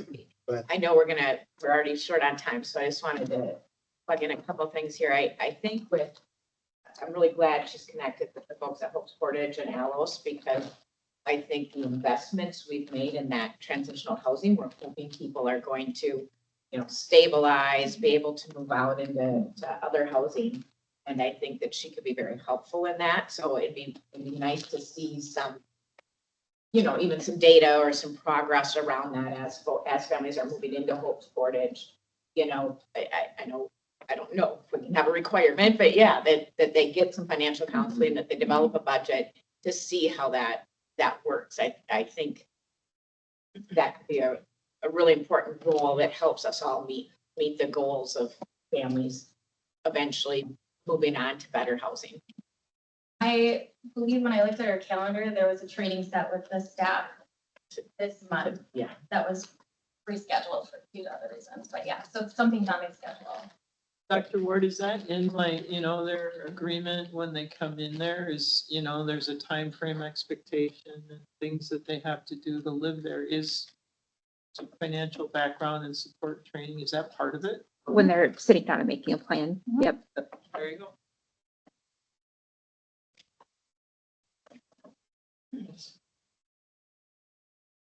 All right, so Sam also provided this slide to just talk about how specific work that she's doing aligns with the county priorities of safe, health, and livable. Some of the things she's doing with the Family Resource Center, New Beginnings, the JAF, as well as Veggie RX heading home. So you can see she's connected with Southern Valley Alliance. But again, if there's more opportunities that you know of for her to provide some of the direct counseling or classes, she's very open to those partnerships, and also has experience not only with youth programming, but also with elder programming and protecting vulnerable adults as well. I was just curious, and maybe this is a little off on left field, but all these school districts have their community education catalogs, all they offer. Do you offer classes through those? We often do. I think we could do more of that. The tricky part with community ed is sometimes there's a fee structure applied to it, because they have to have a fee in order to implement and promote the program. So we try to offer our programs at no cost. And that's where we get maybe sometimes in a struggle with community ed. Okay. But we are open to those types of partnerships. And I think on the page coming up, there's even a snippet from the Jordan Community College. Yeah, for Master Gardeners often will do they have their speakers bureau. So they often work with community ed because they have a lot of packaged classes for those individuals that want to learn about different topics. So in the area of agriculture and natural resources, Colleen Carlson is the extension educator that works half-time in Scott County on this topic. He has addressed almost 300 inquiries, technical inquiries on different farm-related, agriculture-related topics. She had 22 unique agricultural programs for residents in 2025. So many different topics. There's a great video and article that talks about a lambing and kidding workshop that she just did in Scott County, and worked alongside our extension veterinarian, Dr. Varnum, to do that. They actually brought in a full-scale view that you could see how you would kid different lamb different twins, triplets of sheep. So pretty cool hands-on activity. You can watch the video more. So Colleen is very successful in collaborating with partners in the county, so FSA, planning and zoning scale, with watershed districts, but she also is great about getting collaboration with the corn and soybean growers, the Cattlemen Association, Farm Bureau, Farmers Union. And she uses those to leverage funding so that she can offer programs at no cost. And Colleen shared a testament of one of her participants and being able to secure a grant application for extreme weather. So her goals would be to implement hands-on educational programming, but also looking at best management practices for farming and tracking and evaluating impact. So as you can see, I'm sharing much more data from Colleen as far as the number of inquiries she's getting for technical assistance. That means those growers or those producers are going to her to ask those questions and get reliable information. In addition to the number of programs she's offering are special and specific to Scott County residents. And like Shay already mentioned, the lambing and kidding workshop, there's a picture of that in the photos, but Colleen also has a lot of knowledge on poultry operations and has provided a lot of backyard chicken education as well. And then she has been a part of the farmers market survey, which has been taking place in Scott County and Carver County.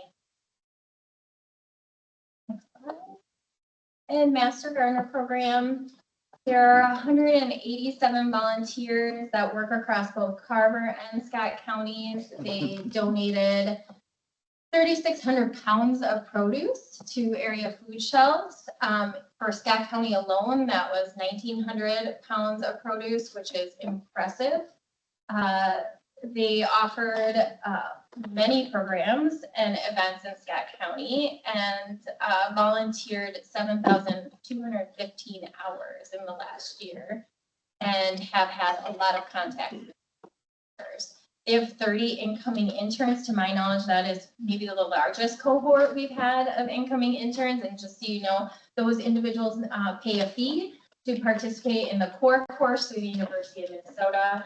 And they're given a classroom structure that is very, very similar to a college credit course that covers all topics from yards to turf to trees, to also community partnerships, like how do you work in community? How do you work alongside community? And if anybody is better off, you could see that those volunteers are providing a community value of $275,324. And just so you know, both for the 4-H program and the Master Gardener program, all of the revenue so that they can do the work in the community is generated by the volunteers in their fundraising efforts. So they operate with a budget that is independent from the county and is stewarded by the University of Minnesota. So I just want to be clear that county dollars do not support their programming in community. They're doing all that effort to do that revenue generation on their own.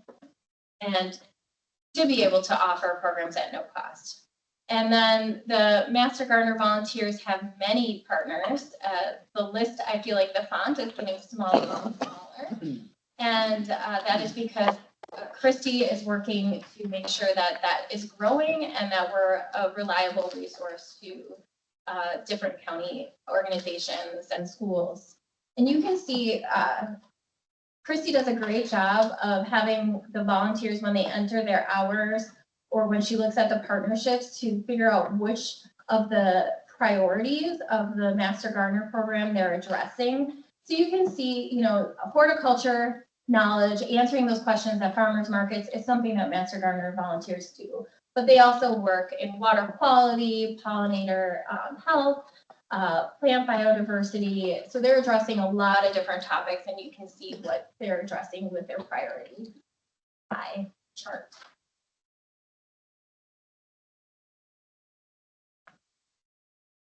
And here are some great images of the Master Gardeners hard at work, both at elementary schools.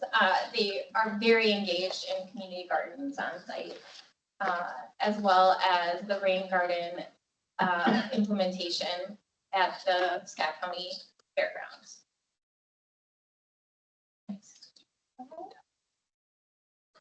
And then here's some more images of the teaching garden, but also the seed library kickoff with the library partnership.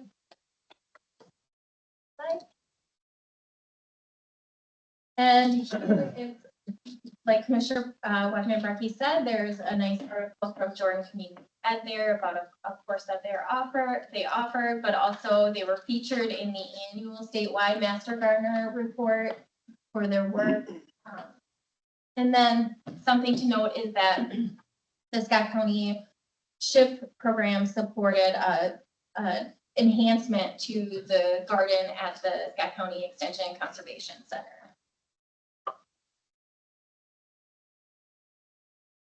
And this lovely slide just talks about some of the library classes that the volunteers initiated during the pandemic and have continued to do both some in person and some online. And I don't know of any Master Gardener program across the state that still is generating those types of numbers and attendance.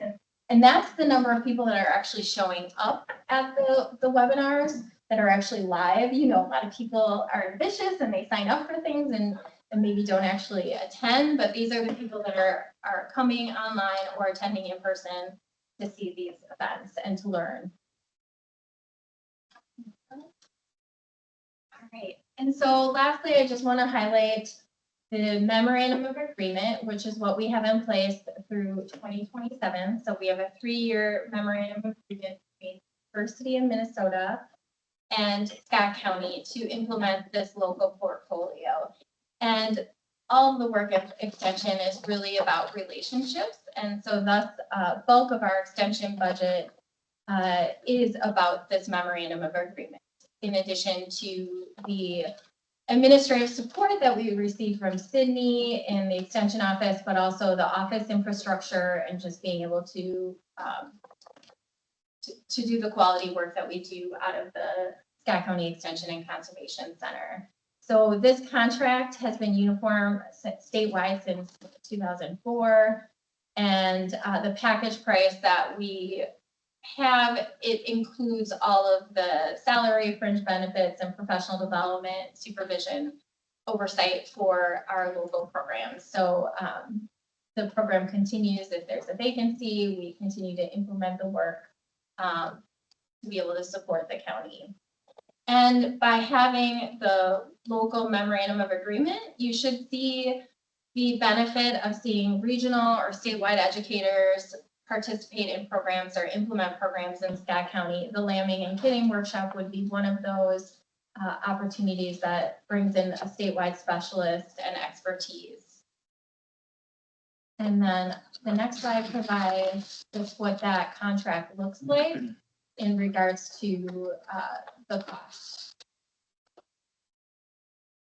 So from 2026 to 2027, there's a 3% increase.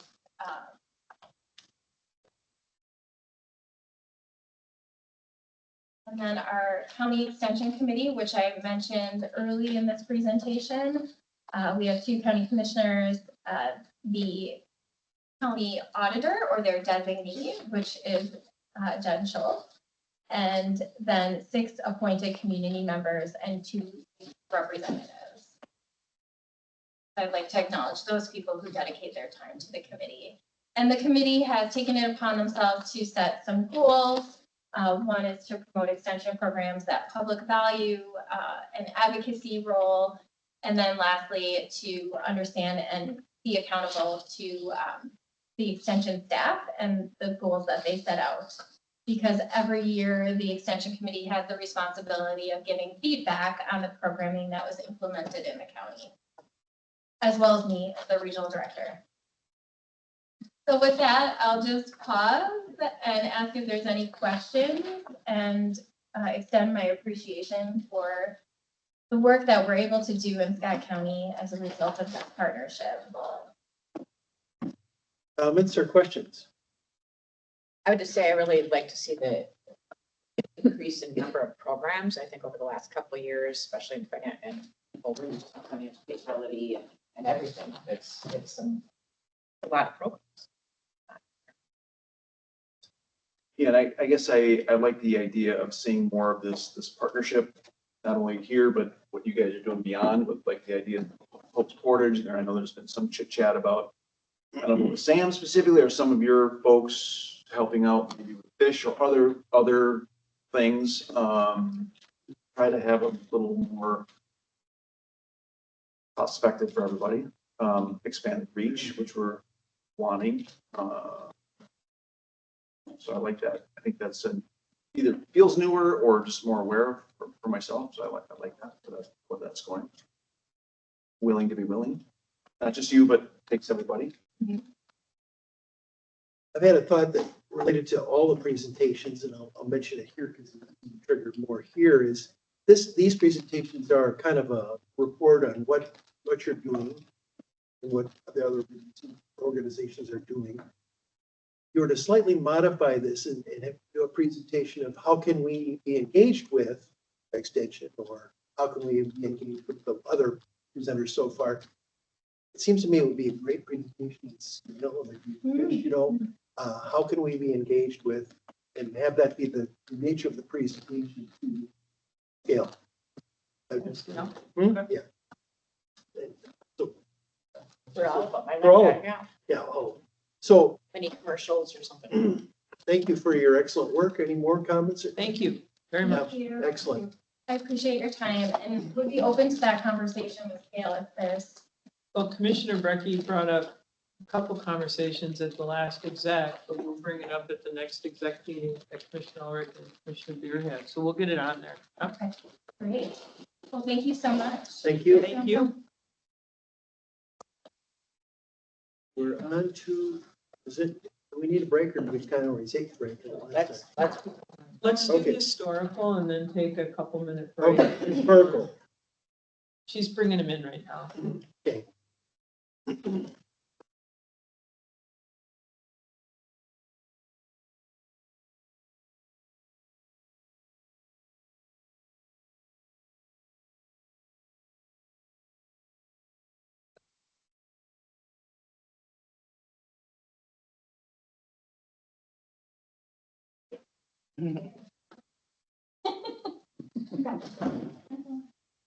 So quick. I can't see this guy without wanting a Reuben. Right? And bring one. I know when I'm hungry. I couldn't take it if you did, but I can smell the smoke. I can.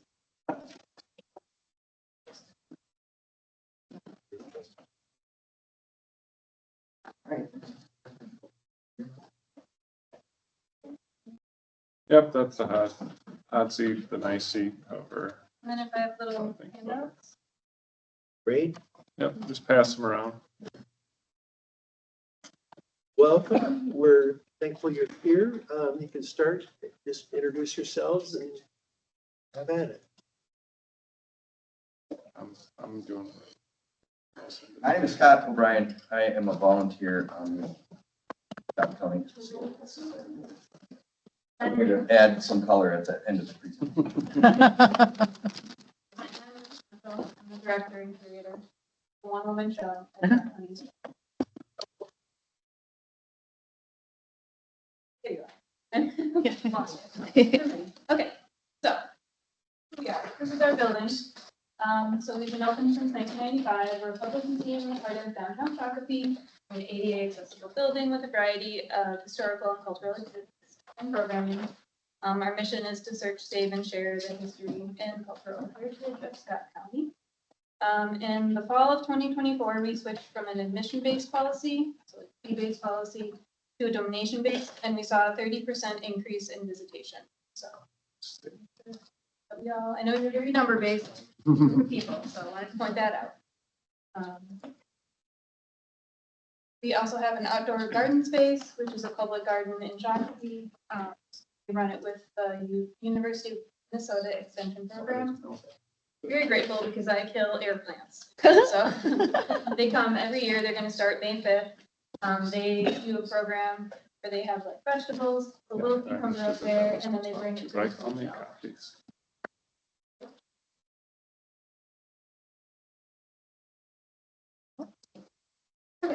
So, it's our research library. Besides exhibits, the research library is probably the thing that gets most used. You can either come in and do your research, or we do research requests. So sometimes people are like looking for the obituary of this specific person, or I want to learn about a meat market that existed in Belle Plaine. So we charge $15 an hour if it's just a broad type of thing. We brought in $1,610 last year, which is almost double from the 880 that was in before, and 365. So that's definitely a growing thing. We have plat maps, we have everything, well, we have newspapers that are microfilmed. Yeah, like obituaries, we have flat file maps, church records, town histories, family histories. So it's a great resource. Has the cost increased for the research request, or is that through volume? Just volume. But if you come in and do it on your own, then it's free. I get you started and then I just sit and I work. And then I feel like you're staring at me, I know you need help. So, the big thing that people come in for is exhibits. I feel like that's the fun thing. So right now we have Scott County Play that'll be for 2 to 3 more weeks. And then our next thing is Valley Fair. Going to be celebrating the 50th anniversary. So that'll open Memorial Day weekend. Will be open until November, December, because that's what Valley Fair wants, and they are loaning us their items, so we go with what they want. We have the Maurice Stands Gallery, because he built a museum, so he gets a gallery. We have People and Places, which is photographs, that switches once a year. And then we have like in our museum, we have like a tiled lobby area, which we usually feature for artists. I think this year we're going to switch it. Raceway Park, we got a large donation from the family that owned Raceway Park, and everybody knows apparently that we have a lot of their film and photographs. Question on Maurice Stands, is that a permanent requirement that they maintain something in there for Maurice Stands? No, we just haven't, which we sold the house in October. We haven't like separated that yet. We're trying to just kind of slowly do that because the family still needs it. Okay. And it's just me right now as a staff person. I think the organization did some work a couple of years ago to, especially with the sale of the house, to separate those requirements and sunset those, but The goal is to have, it would be nice to have like that gallery be a gallery of the history of Scott County. Because right now there's nothing that's specifically the history of Scott County. So over time, that will be a little gallery of the history of Scott County, if that makes sense. But right now it's just Maurice Stands. Okay, The whole museum used to be about Maurice Stands, and now it's just one gallery. I get it. What is the square footage of this display space that you could theoretically have? I'm not talking about downstairs but just the main floor. 100? Well,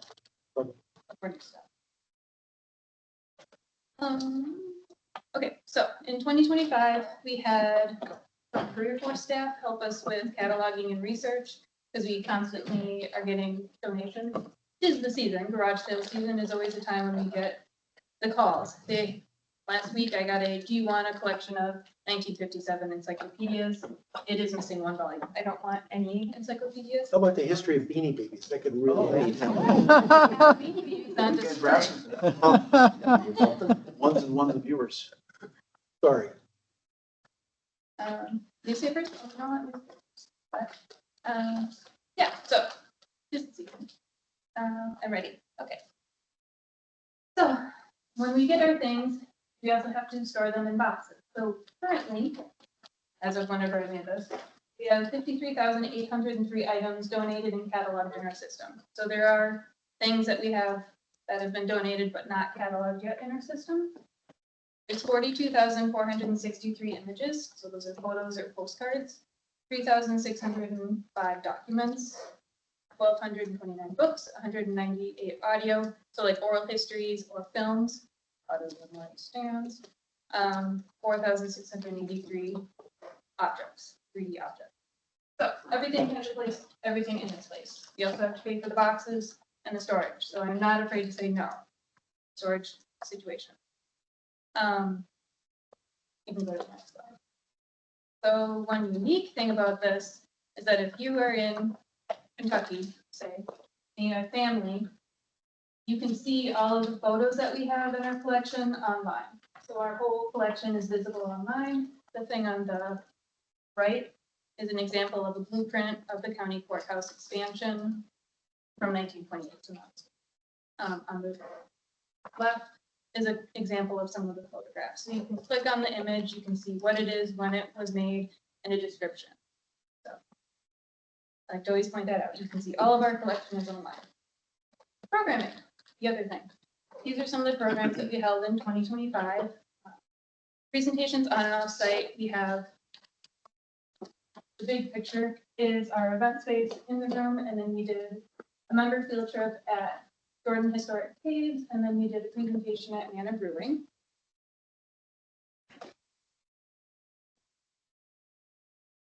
And then things that we have planned for 2026 so far include, well, we held a joint program with the library called Night Out at the Museum. Tomorrow we're going to do an RMD and planned giving session. We're doing a trivia event that I'm going to a meeting to plan at 1 o'clock today. We're doing a Saving Our Stuff program with a conservator from Minnesota Historical Society. We're doing a scavenger hunt with the American Legion for the 250th. I have Bill Nevin, who's going to give a presentation on August 2nd. We're going to do a puzzle contest and then a festival of wreath fundraiser and more. That's what I have to say. Okay. Sorry, I talk really fast when I get nervous, and then I forget to read. Safe place. Okay. What we do, so we are a place to volunteer. It's a welcoming place for students, retirees, and community. 2024, we had 588 hours of volunteers. In 2025, we grew that to 803. I just had 3. Whenever the scene goes out, we always get like a good burst of like volunteers. Oh, good. So that is super helpful. We had 3 strong volunteers. I mean, everybody's strong, but like a woman who was like, I just retired from Cargill and I'm looking for something to do. Oh my gosh, you know how to use a computer and like data entry, and this is perfect. So she started, she was there at 9:30 when I left here. And we had 2 other that I trained in the collective access program. Good to go. Perfect. We do our backlog. And I have another guy that just started in really into that. That's great. And then our educational resource. Okay. As we know, with budget cuts, maybe we don't know, field trips are down. Like I think we had 1 field trip last year and it was the Catholic school, which is fine. But we used to get many more field trips. Instead, we're pushing the education trunks, which basically it's like a museum in a box and they're grade specific. They like Minnesota standard approved. I don't know if kids, but the school approves what we're doing. So they hit their standards.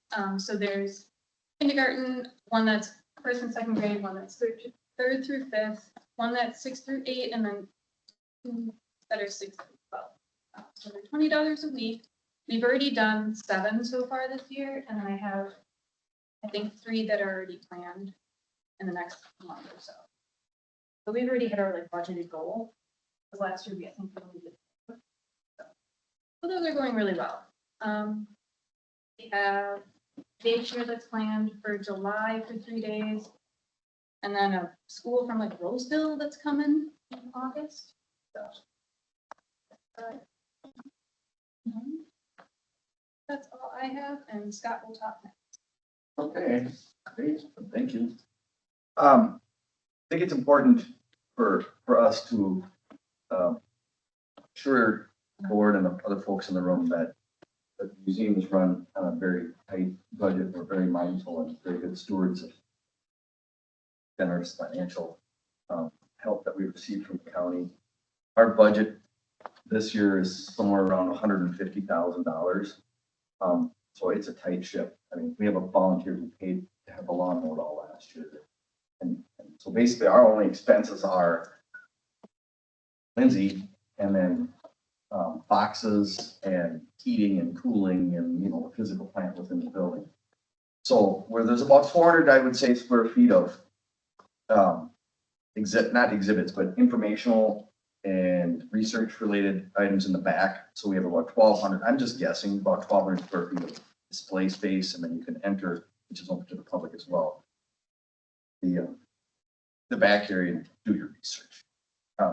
So what the board did last year, and I can pass these out as well, I only have 11 copies, but what we did was we decided that we'd come up with a more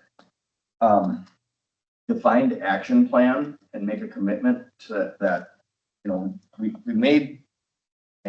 had proceeds come out of the house that we sold, right? So those are in an Edward Jones account. We had some other monies set aside prior to me joining the board. That's also in a Jones account. But the board made the commitment to say, well, we're going to cover, if the county's generous enough to participate again this year, then the board will make the commitment to cover up to the top of the budget, so to speak, to make sure that we're not dipping into our savings, keep the using. So we've come up with a fundraising and financial sustainability strategic plan. I'm not gonna, I'll pass it around.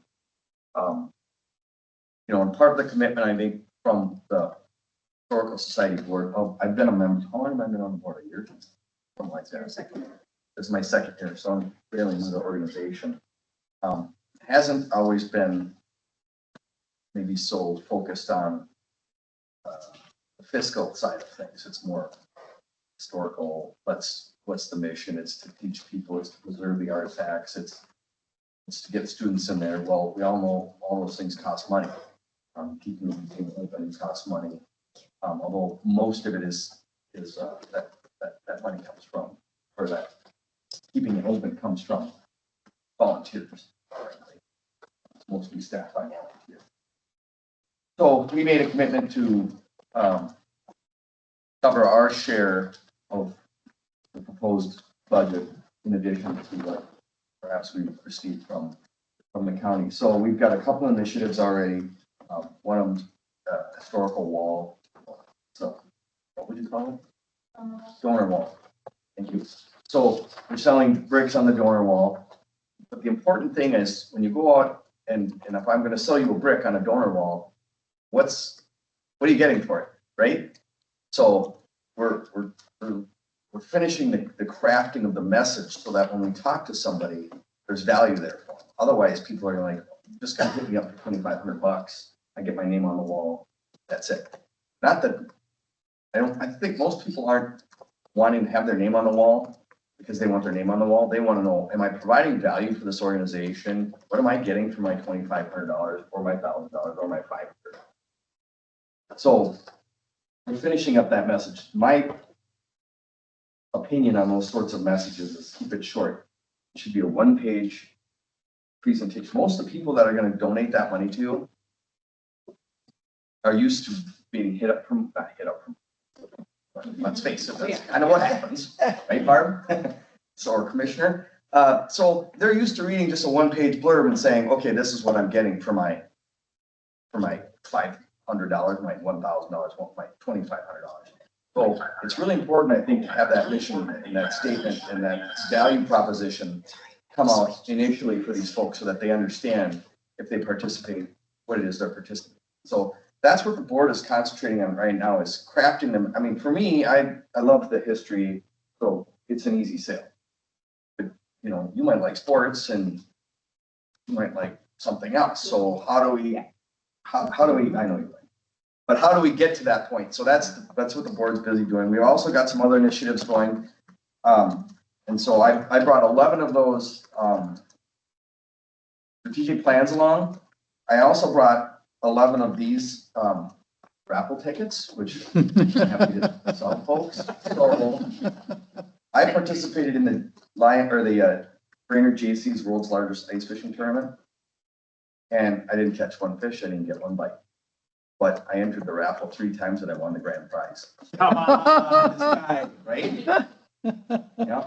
So I just put my name on there, I just put OB and my phone number, and I was fishing later on in the day with the buddy, and he's like, is this your name? I go, yeah, that's me. He goes, you won the grand prize. I'm like, oh, good.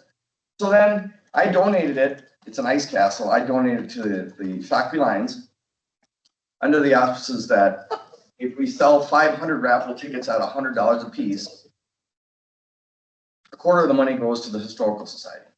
So the Historical Society gets $12,500 of it, Hospital Foundation gets $12,500, and then the Lions gets the rest because the value of the fish house is $20,000. So you're gonna enter? I'm not gonna end. You can go win it again. Right? And or 10,000, I did switch it up since we last spoke. So it's 20 grand in cash or the ice house, you can take either one. Because we didn't know how many people would want to, especially at the end of the season, want to buy a ticket for an ice house when the ice is going out and people are thinking about other things. Anyhow, those are some of the initiatives I think that we're looking to do. And I think we're also willing to make a commitment to the county through some type of MOU or contract similar to, I think, what the other organizations that are involved in some similar circumstances to us are willing to do, is that says, we're willing to make a commitment, let's set some parameters and let's come to an agreement on what it is, follow through with. And you'll see more visibility from us. I think our message is gonna, there. So just a comments if I could. I think it is really important to determine what is your core mission, what is your core activity that you're engaged in? Because it does seem to me that different historical societies must have a different view of what they're all about. Give me an example.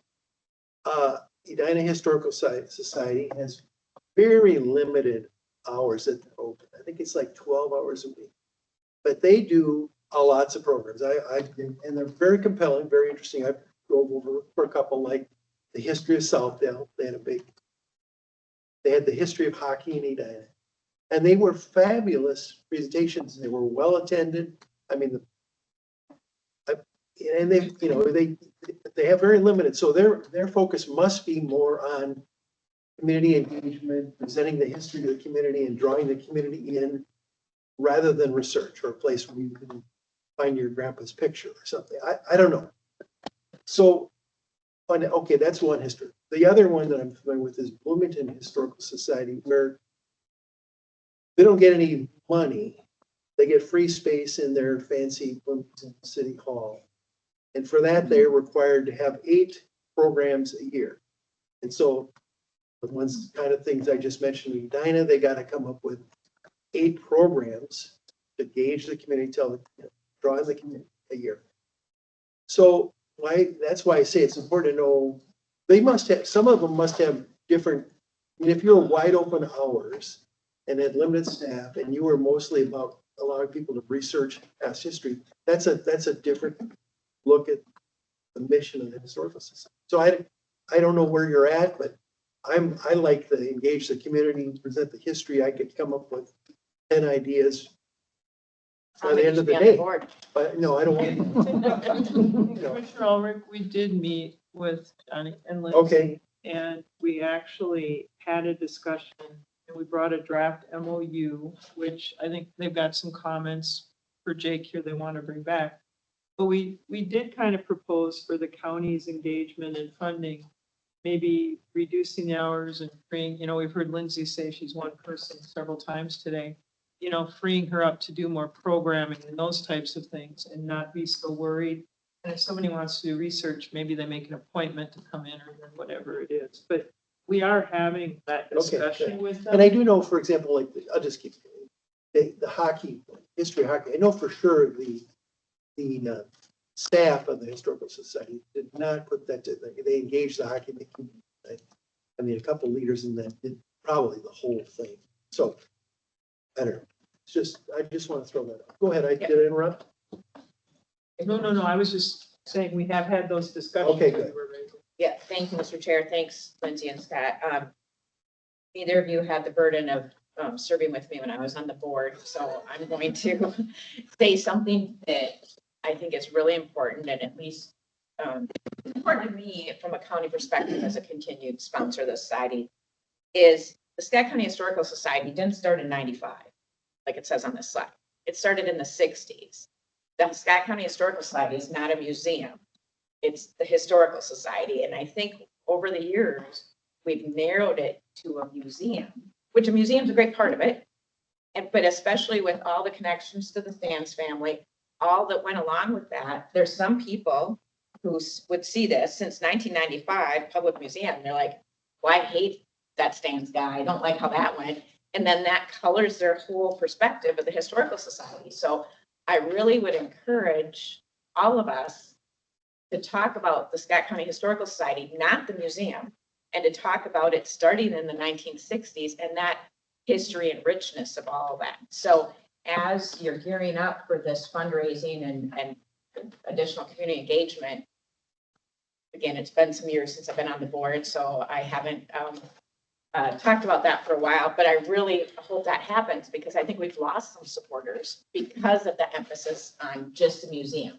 Not that the museum's bad, but there were too many boards and too many years where that was the whole focus of a much greater, broader organization.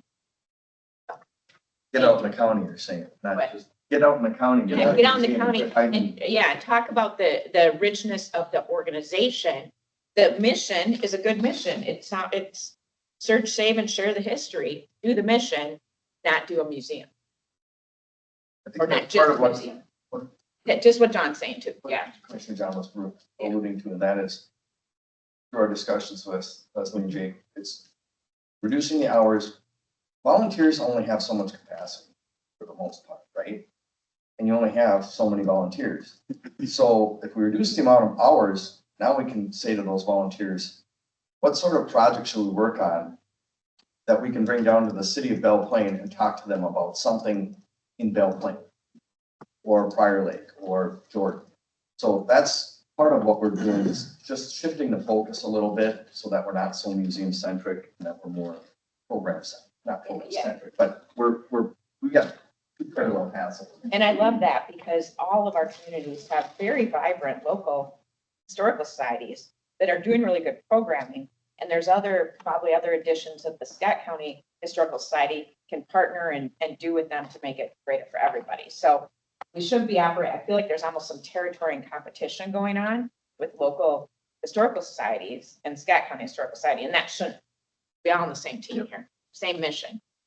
So we even had a discussion on 169. And could we do, I mean, nothing has altered the history of Scott County more than that bridge and the bypass. And how does Lindsay have time to put something together that you could put in some cases that you could move from the courthouse to the Belle Plaine Library or City Hall? And so we had some of those discussions with the board as well, that, you know, the county could step up, buy a couple traveling cases or something, you know, that then be able to go around and show some. So. Yeah, I want to say this is your second year, but it's been more than that, right? Is it? 2 1/4. Okay, so it was at our, I think one of our last budget meetings, or whatever, where, didn't you come from like 218 country or something? And you came down and was like, oh, a nice breath of fresh air, and here you are still 2 1/4 years. That's a pretty good record for the Historical Society. And I think it was always one of these things, and I don't want to seem like, you know, how the doer of deeds could have done them better, but past folks, boards and otherwise, have been uninspiring. And I don't mean that to be negative, just truthful.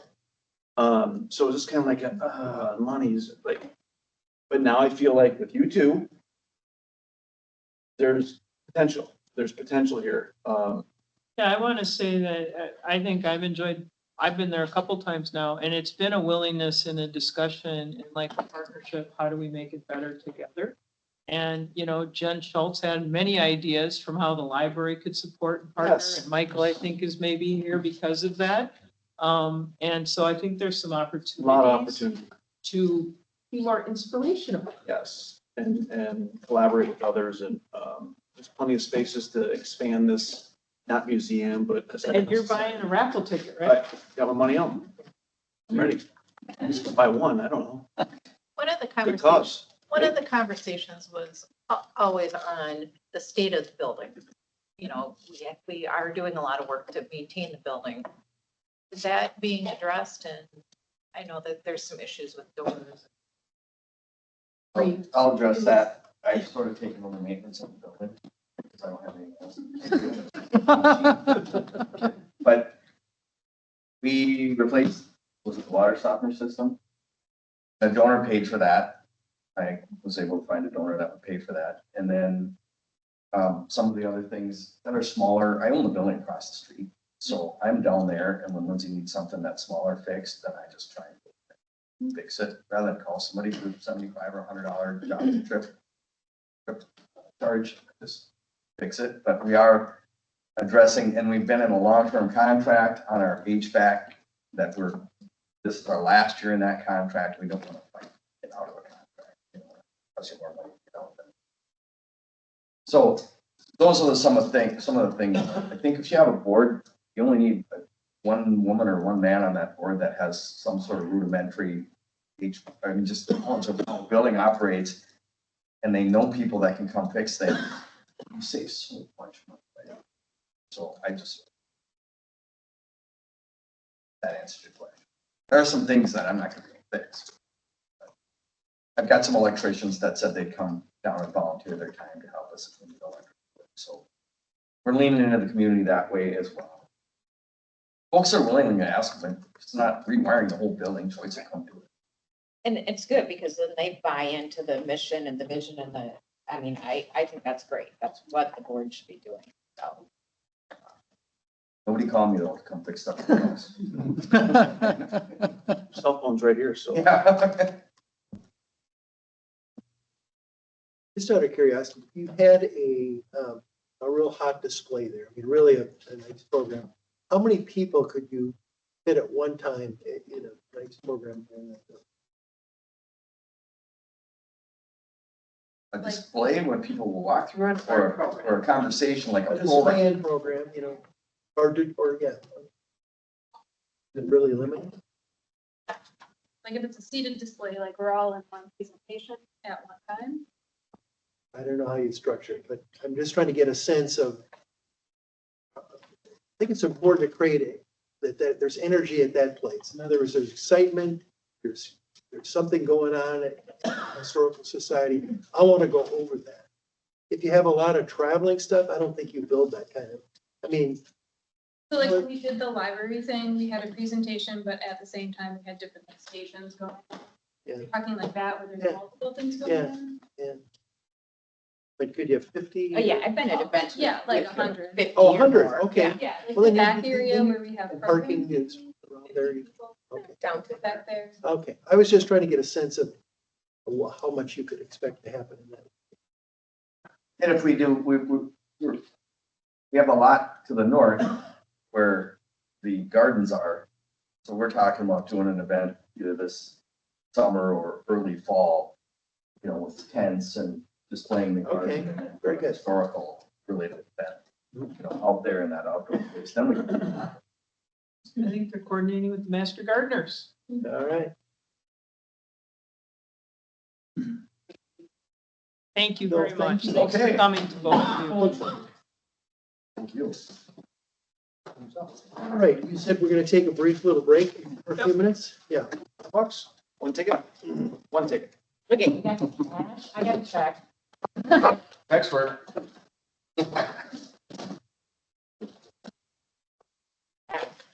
Funny, no, my kids. Small fish. You know where to find the documents online. Oh, yes. Okay, good. I read the whole thing already. You can. Property lines. Well, these are from the standpoint of mental health. Yeah, no. Well, these groups are rehabilitating, and we have next other, Lucky me.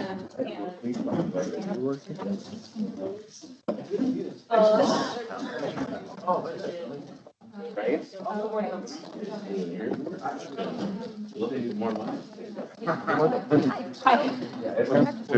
What's happening? Nope. What is it?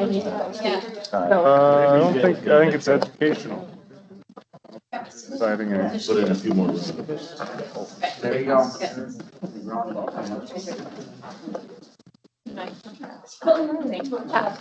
So there it is. Like your what, couple years?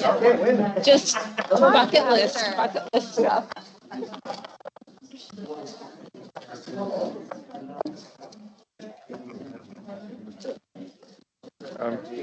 So I'm looking at. It's on a flat. Yep. Oh, I couldn't. Yep. You're sitting. I was showing more teams. Not.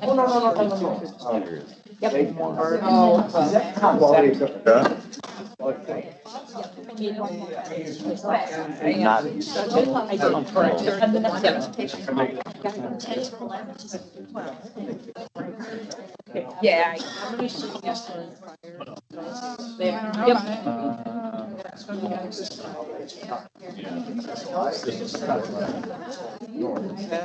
Are you? Process. I mean, like, yeah, mass. Yeah, mass and open stuff. I think like ultimately not. Nice. Thank you. No problem. And nothing is. Oh, yeah. Yeah. That was one thing. I'm like, glad we. I'm gonna go. I can take it back for a buck. It's the only way I'm doing it. Right. No, I get it, but I'm like, I'll help out them. You guys. I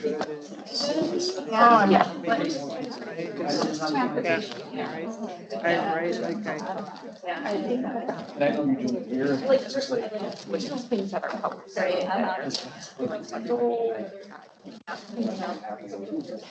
Been real. Always.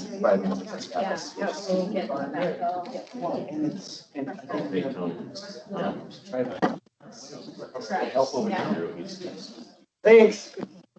Oh,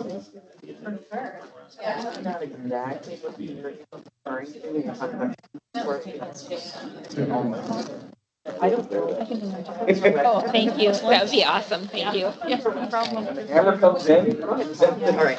Yeah, you do it.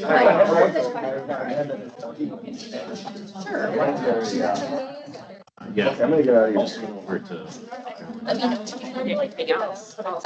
It says read only, but I don't think it's read only, right? Yeah. If it's not. I'll figure it out. I'll figure it out. I'm thinking, yeah. No, it's all fun. I didn't mean to be bothering, but I'm like, wait. I didn't They are. want to cite it for a while. Of course. Well,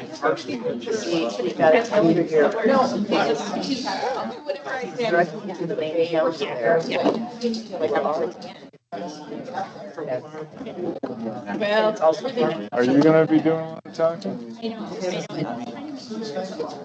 Have a slide or two. Oh, I'll ask him, are you talking about the general?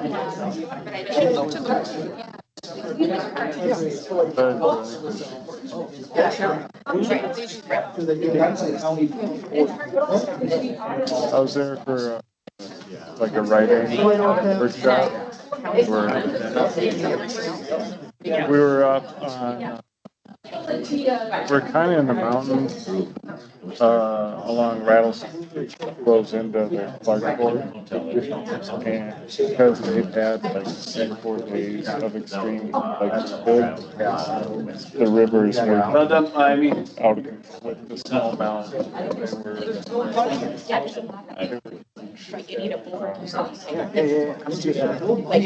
So even if I'd wanted to fish, I don't know that it would have been. If you move to the sides, you get the comfy chairs. It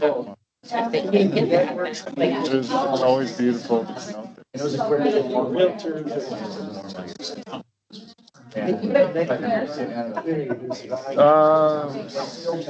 Friday, I think it was 77 or 78. And it was warm here, wasn't it? I On can get Saturday?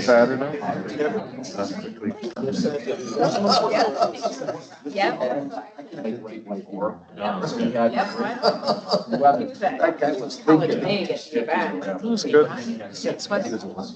Very nice. All right, couple minute warning. Who wants my M&M's? Writing. I probably said I was. I don't know. Actually, we're I didn't. all here. Okay. It was good. I think you can start, we got 5 commissioners. Oh.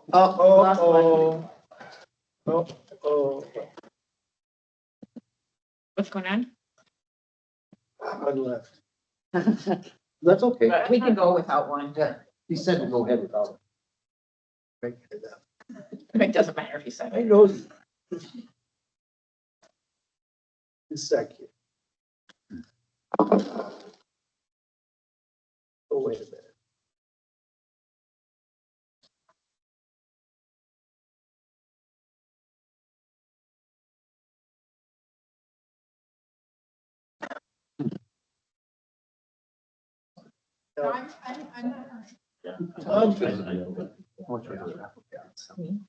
$100. We're individual. Yeah, Way too I'd much. probably buy one. I have a little something I'd like to share. Tom, whenever he calls you, I don't know if you know this, he's got a signature line. This is a signature line. I just wanted to say, good morning and happy Wednesday. Oh, wait, no. It missed the signature line. Are you up? I just No. wanted to Did I say, wake you up? Are you up yet? Are you up yet? Yep. Okay, Now there's 5. Now. All right, I'll get things going. This is the second workshop this month that we focused on transportation services. You might recall a couple of weeks ago, the focus was on program delivery and some of our communications on that. We got some really good feedback from you. We're coming back today to talk about highway operations. Next slide. This is the agenda. Want to talk about the highway operations plan. That's a plan that staff does every year, getting ready for the upcoming maintenance season. So Joe will highlight some of the things from the operations plan. A lot of focus on pavement condition. You know, pavement roads is our biggest investment we make in the division, and so we really keep a close eye on that pavement condition. And then how that information ties to some of our road upgrades. Talk through that. The last meeting, I know there was some questions about trails and having trails on both sides of the road and just talk through that as a policy. So we're prepared for that, talk about cooperative maintenance. And I think we heard too that there might be interest in speed studies. So we added that to the list. We'll provide just a little bit of information on that. Operations staff in the division, there's 24 employees that work on highway operations. Of course, the last several weeks they've been focused on ice and snow control. But throughout the year, do a lot of other work, and Joe will get into that a little bit. Operating on about a $7.8 million budget. A lot of that comes from state aid. You can see the amounts there. $2.5 million comes from county levy, and then some additional revenue comes in for that total. You will see a lot of these projects in the TIP that come through, and in your RBAs when we're doing some major maintenance projects, we call those out and make sure you remember it ties back to TIP. Here's just some fun facts, just some data. Sometimes this data can be nice to have when you're interacting with the public at meetings or open houses or just interacting with our cities and townships. I'm not going to go over each point, but just sometimes helpful to know just how many lane miles we have out there, how many gravel road miles do we maintain. So you see the amount there, bridges, culverts, the whole range of things. All of these assets are tracked and monitored in our asset management system called Cartograph. And that's an important tool that you'll hear about a little bit more, using that tool to make sure that we keep track of our investments in these assets, making sure that we're keeping the work orders tied to those investments. So with that, I believe the next slide, I'll turn it over to Joe. Joe, Highway Operations Plan. Yeah, good morning. So, as Brad mentioned, we're working on a highway operations plan. Wasn't quite ready for production today, but we'll be in the next month or so. It's a document that will help us guide decisions, for our 48 different county highway routes. A little bit of strategic budget development, pavement preservation, which will also use cartograph assistance with. Andy a little later will kind of have a small example of that. And then planning for the future, scheduling work, prioritizing, looking at the past year and what has been done and what's coming into the future, as far as our larger projects, pavement projects, what pipes, centerline culverts or storm sewer work might need to be done or to ahead of those projects. Taking a 5 to 10 year look ahead for seal coats and crack seals in our overlays. And then we assess the progress with those, again, using our asset management system, cartograph.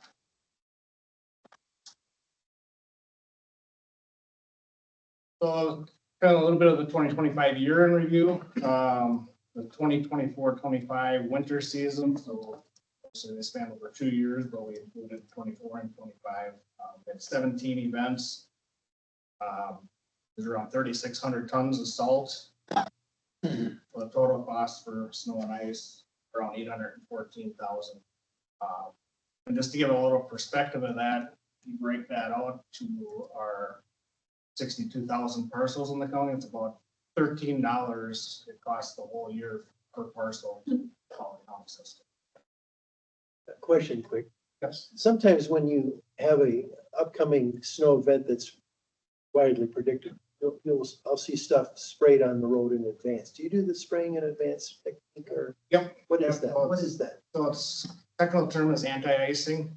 That's basically like when you're gonna fry an egg, you either put butter or ham in it to prevent the stick and the bond. Nice. Do that.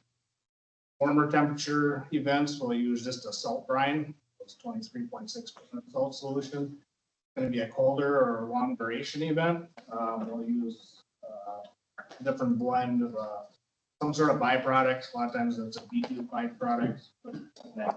We'll use like 80% brine and 20% of the byproduct. Gives it more lasting time and effective at lower temperatures. We do try to do that as much as we can. It's not every storm, but practice. Lots of people do it. It's really saved us for frost events. So especially when you get to this time of the year where it's warmer in the day, you have frost on the roads, and then you point in the top matchup at night, you're gonna have frost. We've had several events since we've been doing it that we haven't had to call trucks out the next day, which storm.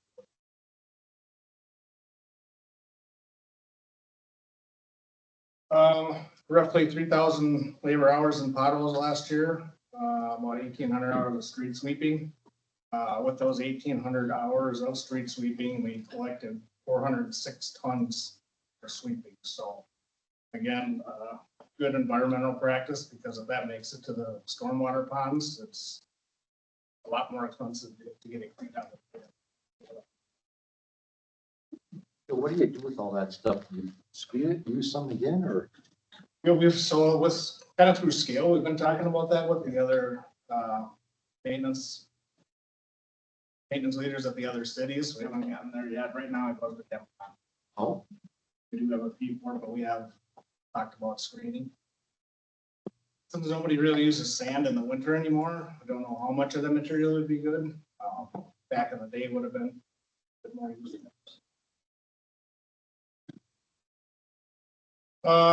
Gravel maintenance, like Brad mentioned, about 18.5 miles of gravel roads that were running over 300 hours of grading. And then we spent about 47,000 on dust control last year. Just in perspective, dust control on our higher ADT gravel roads, we are spraying the entire road just to help us make that road fine, so we don't have to grade it as much. And then the less traveled gravel roads were spraying around each resident's driveway, and then have to have stop sign spraying is to just with that fine, help do it a little finer so they ain't running out. As far as vegetation, we cover up down around 48 emerald ash borer infested trees last year. We're probably over that amount this year already. Spent over 4,700 hours cutting and trimming trees, and 79,000 spraying roadside vegetation. We have a tree replacement program if we lose trees too. Sorry. I didn't- Tree replacement program, if we lose trees, like do we get a grant from the state or? We have not.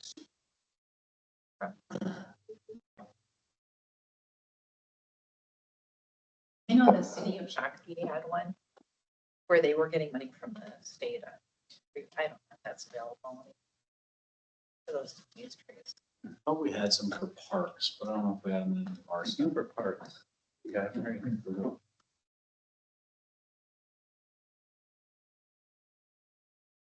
So a little bit of our asset infrastructure from 2025, our mill and overlay, or pavement preservation program, let's say. We about 10.8 miles, combination of overlay and also one full depth reclamation. Just under 300,000 lineal feet of crack seal, about 25 centerline miles of seal coat. Formed 49 bridge inspections, which we do in-house, which resulted in 55 repairs. They're minor repairs, generally, these inspections. But inspections and repair all happen within the same year. In our traffic department, we had a little over 300 signs replaced and nearly 1,200 replaced with projects. So when we do an overlay, generally we'll go through and replace the signs at the same time. Couple new traffic signals, both at 82 and Stemmer Ridge in Prairie Lake, and 101 in Shenandoah and Chalk, along with several cabinet equipment.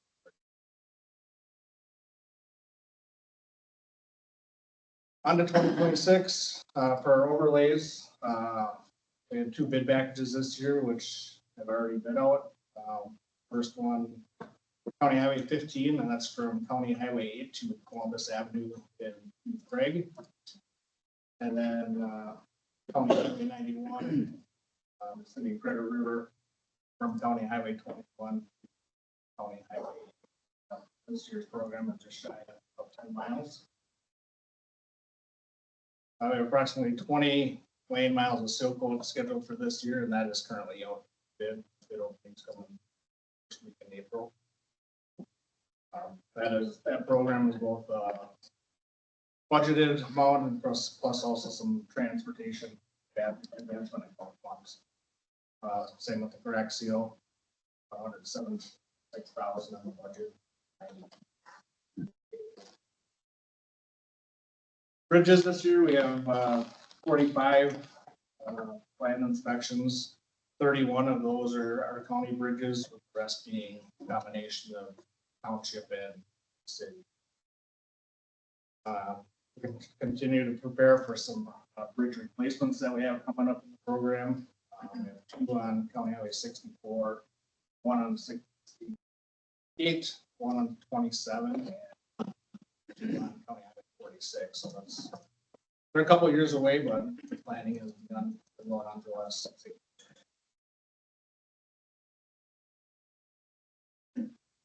Continuing with the 2026 work, the traffic department, they have 400 sign plan for replacement. There's a new signal plan for 16 Deans Lake, along with a PNS connection, 744. Stormwaters, we have several inspections, MS4 inspections of our ponds, all fall inspections. Then we have several liners that we're gonna continue along County Highway 15. So earlier I mentioned we get ahead of the overlay program and replace center lane culverts on this portion of County Highway 15 that we're overlaying this year. There were several that we didn't have to dig up. They were straight enough, but still had holes in them. We don't have to dig the road up. We can shove these liners through.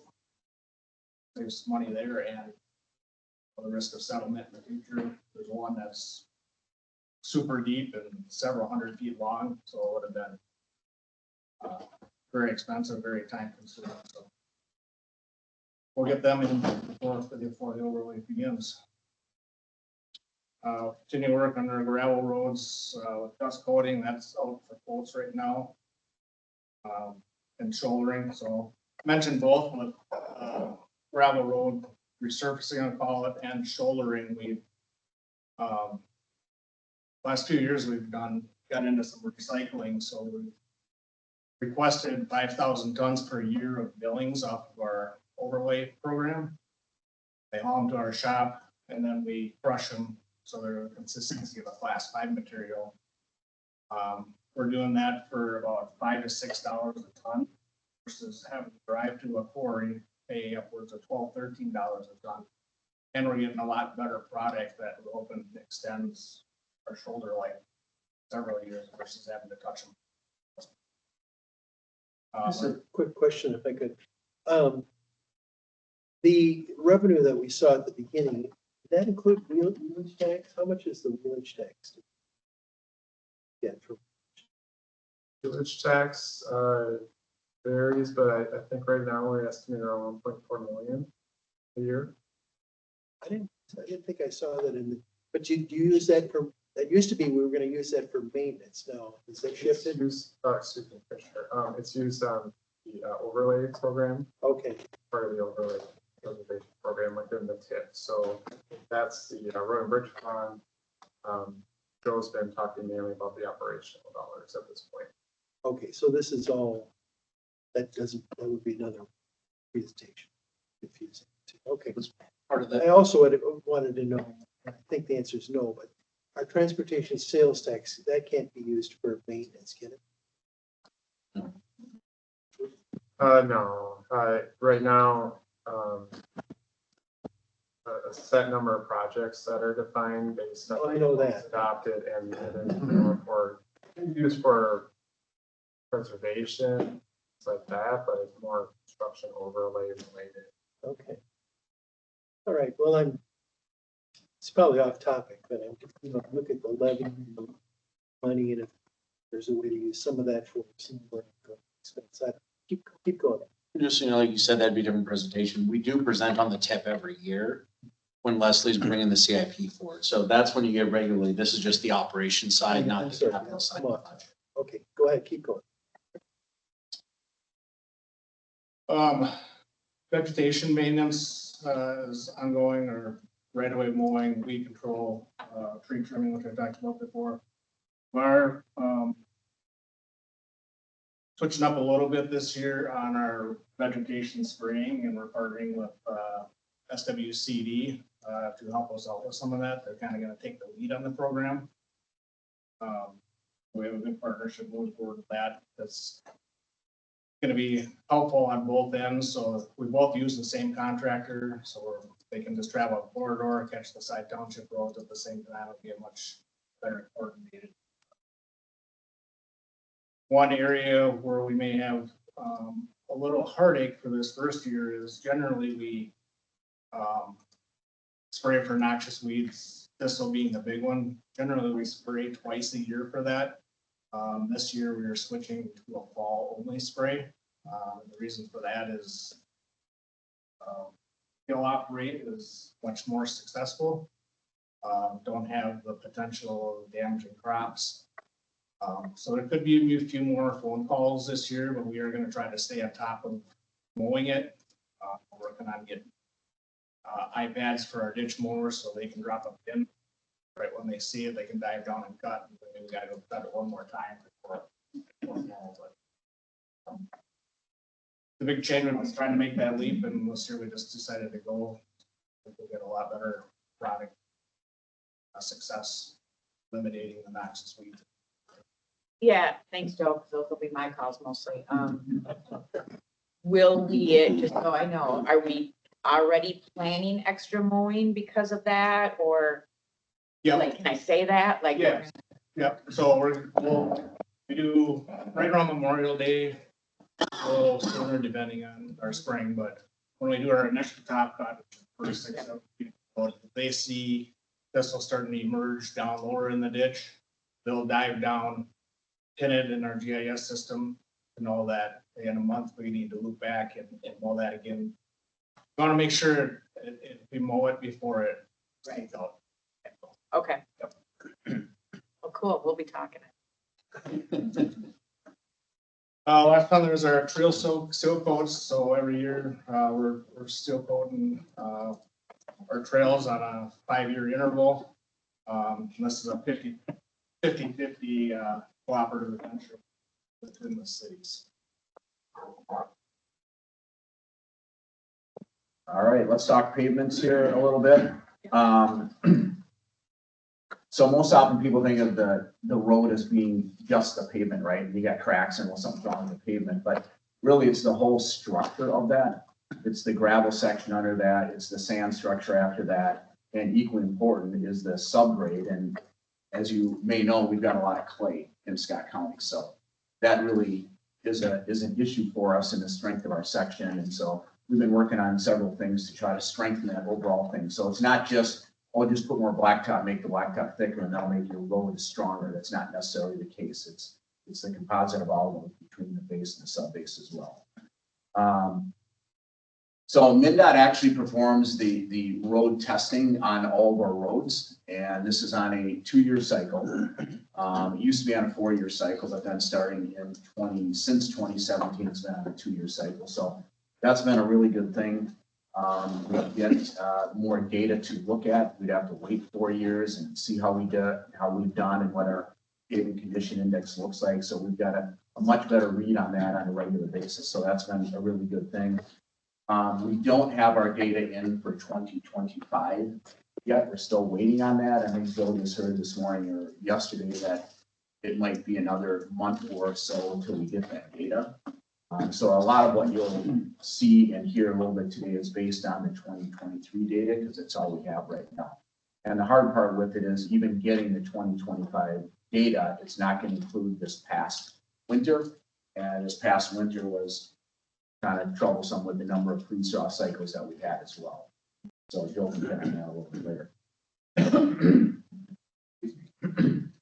When MnDOT goes out and they analyze our roadways, they're looking at the ride. So there's 2 things they look at. One is the ride quality index, and that's the pavement roughness, and then the surface rating, and that's the pavement distress. And then a formula for that gives a PQI, the pavement quality index. And so some people use that a little bit interchangeably with the PCI, the pavement condition index, and the PCI is basically just a pneumatic conversion. So you have a scale from 0 to 100. So typical distresses that you'll see out there, you'll see a lot of cracking that happens over time with the roadways, and it's most often it's happening because you're losing that oil in the pavement. And that oil has been oxidized out of the pavement. So sun and water and freeze-thaw cycles and things like that start to work their way in the cracks and end up with numerous types of cracking.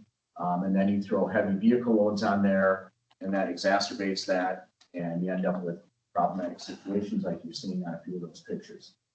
So other distresses out there, obviously potholes. You got pretty extreme conditions on some of these when it starts to ravel, or you've got shoving of pavement, and there's lots of different reasons and factors for all of these, whether it's constructability, the pavement itself, you've got subgrade issues.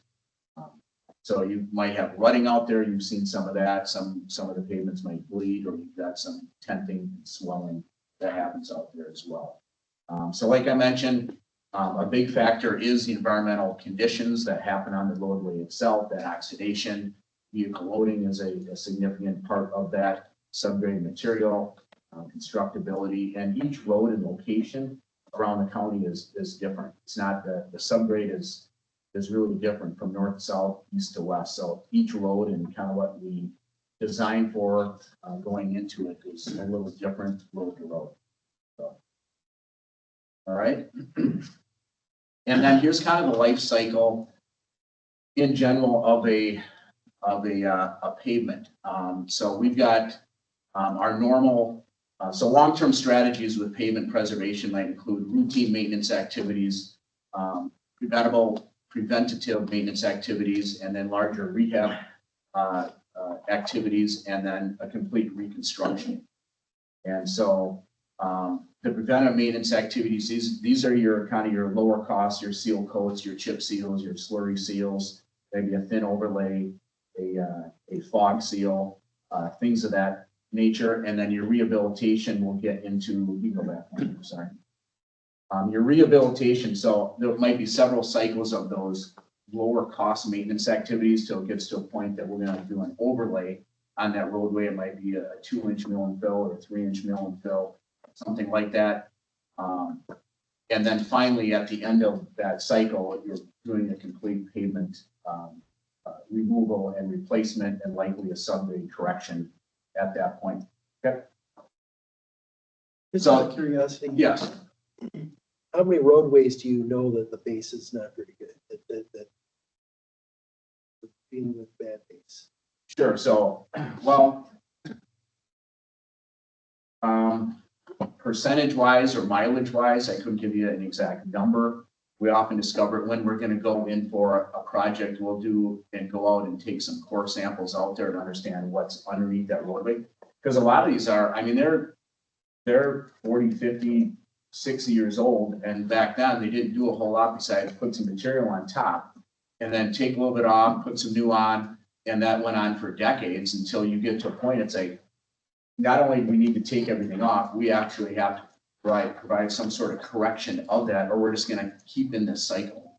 And so we've been experimenting with things like cement stabilization and trying to find that right mix of, you know, how to correct that subgrade material. So whatever we're building on top of that, it's gonna last a lot longer than what was constructed many decades ago. So in general, this is kind of what a section would look like now. You know, at the start of a new pavement, might be an entirely new section, new pavement, and then we are actually providing we're sealing that now. The old practice used to be, well, you got brand new pavement, you know, leave it like that, and then 7 years later, let's put on a seal coat, let's crack, fill, and then put on a seal coat, and then do that about every 7 years till you really have to do something bigger like an overlay. And then we experimented with, well, let's do it a year later.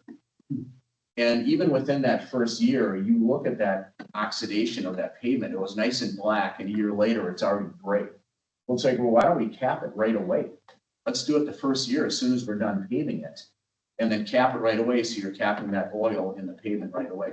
So that's been our practice now. So this shows about every 7 years or so going through that. And then at about the 2022 year mark, then we're doing an overlay. I'd be taking 2 off, 2 back on, whatever that is. And then some point in that 30+ year range, it's probably going to deteriorate to a point, whatever was left in there is probably getting bad, and including what was put on top of that. So now you got to take out that whole section and redo the entire thing.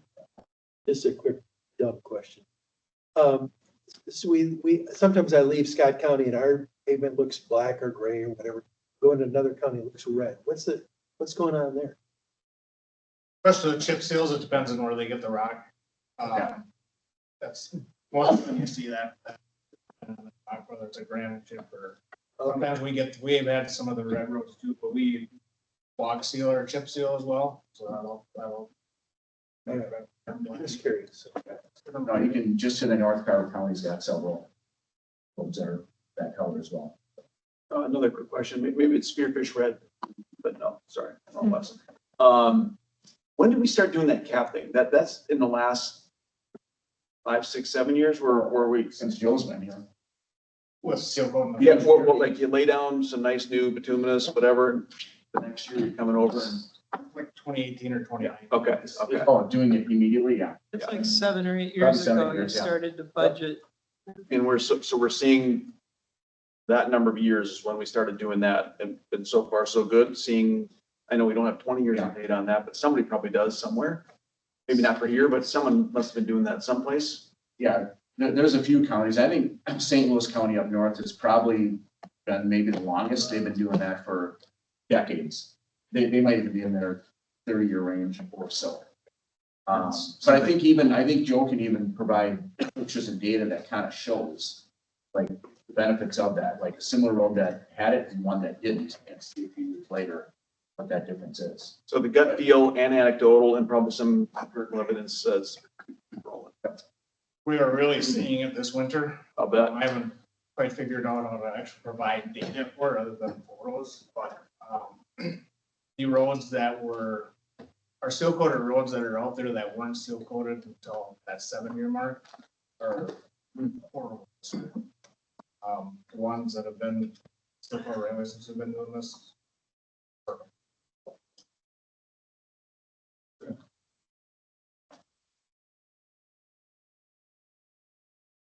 So once again, as Tony mentioned, this map is using our 2023 pavement data as we wait MnDOT to provide our 2025 survey. Our overall system's looking good. In the past, this past year in 2025, we got rid of a small red blotch down there in the Blakely area, Road 51. I guess any questions about this map overall? What's our target? Targets, 72, and I think I'll get to it in a couple of minutes here, so. Yeah, we got. Well, that's right.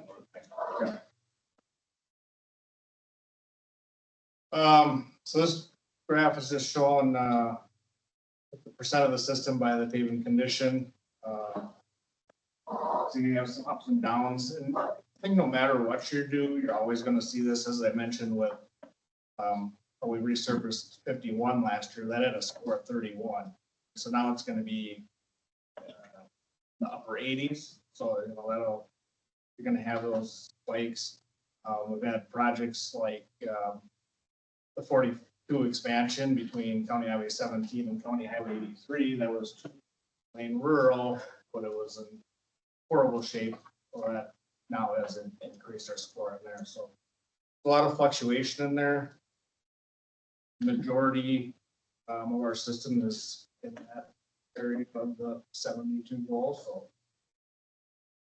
So 51 is probably a good example. When it gets that bad, it's really not worth putting an investment in that. We're gonna really rehab that entire thing. In a year or two, portion that one ran a little bit longer when he made that decision for other reasons, but when it gets that low, it's really not worth putting in. Most often it's when they're still in that, 60 range, that you're doing a lot of these preventative maintenance activities, because you want to keep it up as high as you can, as long as you can, as you get to that point, and it drops down, and then we're gonna do an overlay. So I think Andy's got a slide, he's gonna get into kind of some decision making and how we go about picking these overlays. This next slide just showing our PCI by functional class. It's a local. Again, next time we come back with our 2025 data, that local will spike just because of roads like 53. Andy? I think this also shows the importance of the functional class roadways and kind of emphasis, because they're our highest traveled roadways. Most volume are higher arterial roadways, so it really you can see kind of the pecking order between the principal and minor arterials collector. So I think this is a good indication of that. Next one is showing our average over the last several years. Stays fairly consistent. We are, at 76 now, which is a little bit above the county goal of 72. We've had some large investments. Again, I mentioned County Road 42 expansion, County Highway 83 was trying to concrete. That road was horrible before. So those are all, it's not just the overlay programs affecting these scores. It's our reconstruction projects that those attribute to. I think my best guess is our 2025 data is gonna be pretty similar. 2027 data, I'm telling you, is, from what I see from this winter, is gonna affect our score the other way. We've had several years of mild winters. This year was a different ballgame. A few rain events, several freeze-thaw events. We had 4 feet of frost, which we haven't had in several years. And we actually had a thaw, which thawed out the first foot and a half in the roads. Then we got that cold spell and it drove it back down. So, although not a lot of snow on the ground at many times, but it was all up melting and thawing. That's all this. So. And we don't, with not having the new data back yet for 2025, and it is a new vehicle as well. So from 2017 prior, it was a certain vehicle. In 2019, it was a new vehicle in process. And now they've got a new one that started last year. So it's hard to know, like, are these exact apples to apples when making some comparison and kind of showing this? It's like where we're at, and we're pretty consistent right at that 72. We've been slightly ahead the last couple of cycles. And so I'll be really curious to see how this new data comes in. And I think it's more, you know, what do we feel our condition of our roadways are overall? And it seems like they're in good condition from an investment standpoint. I don't think we're overspending. I think we're maintaining. Like Joe said, sometimes it takes a few cycles to kind of see where it all kind of plays out. So we're anxious to see in another month or so with 2025. I mean, we did increase, like, 7 or 8 years ago, investment. As construction went down, we've added more lane. We have increased the investment in overlays and still putting significant. Yes. So I'm hoping, right, we would maintain in that 72 Yes. realm somewhere, give or take. Yeah. Yeah, we feel we will as well. You know, part of that's like with inflation too, so increasing that. You know, we're not like losing ground, you know, same number of roads, maintenance practices, things like that. So we feel confident we'll be able to maintain the 72. You know, I'd be a little fearful of saying, oh boy, we hit 76, let's pull back right away on that. So I think we need to kind of see another cycle or two. Yeah, and I mean, it's like 69 or 75, Right. give or take. Right. I mean, it's not a perfect science. So you're within the ballpark of where we would want to be. I mean, we were below it for a while and we didn't panic and we just figured out how do we plug and invest to get. So. Yeah, and that's what we hope with Cartograph and getting online with that more and using predictive modeling, that we'll have a better handle on that as well.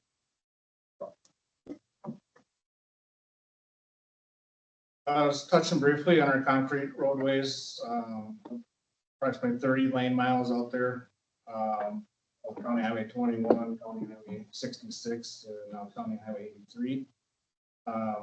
They've been a pretty minimal maintenance aspect for us at this point. A couple of crack seals on one crack seal so far on County Highway 21. We'll be doing that again this year. We've had a few small potholes on that segment, but overall it's holding up very well. Mentioning of the new construction on County Highway 83. County Highway 66, which was on one bonded concrete overlay, has been a little more troublesome. A couple of times where it's had multiple heats in the summer heat. That to date has been patched back with like 2 minutes, so eventually we'll have a little bigger project to get that returned time. Still a little mystery out there of what exactly is going on with that road, but something is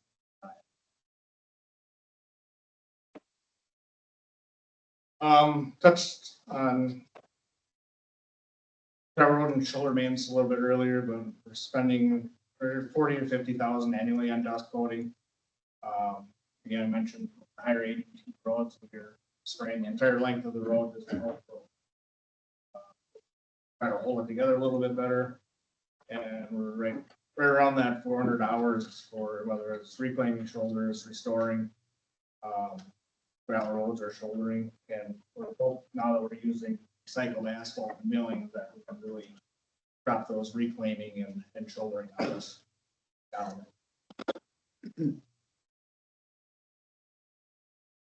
So as Joe and Tony have alluded to, there's a number of factors that go into all of this, taking the data, the volumes, the ways, the assessments that Joe and his staff do as well. All of that input then goes in along with the transportation program, budgeting that's available for that, and then working with other agencies, working with other projects to help find that right balance on when these improvements can be made. And then also the components of what kind of work is it? Is it routine maintenance? Is it preventative? Does it go into some of those bigger overlays or even into some more of a major kind of replacement activity? And then all of that then gets putting the plans together, putting all that information together, going out for bidding, getting quotes, managing the contracts, and communicating with residents and traveling public through all that. So all of this is an annual, continual process. The next few years out are constantly being looked at and being reassessed. As Joe mentioned before, it's 5 to 10 years that they're really looking out for overlay, seal coats, crack seals, all of that. And in the next year or so, the 1 year out is really when the plans start to go into to really get that next segment put in place. And as you can see here, this is kind of since 2004, kind of showing the funding as was mentioned earlier about how the annual payment or kind of the overlay program has been utilized. The black straight line kind of shows that average over those first 10 years or so, and then next line you can see where that increase did take place. So when we're going through the tip and Joe's working through the next 10 years, it's really trying to hit in that 6 to 10 million range is really what the window he has. And as you can kind of see, that's in that 7 to 8 million is that average that's really been maintained. Yeah, kind of up and down dashed black line indicates the bituminous pricing.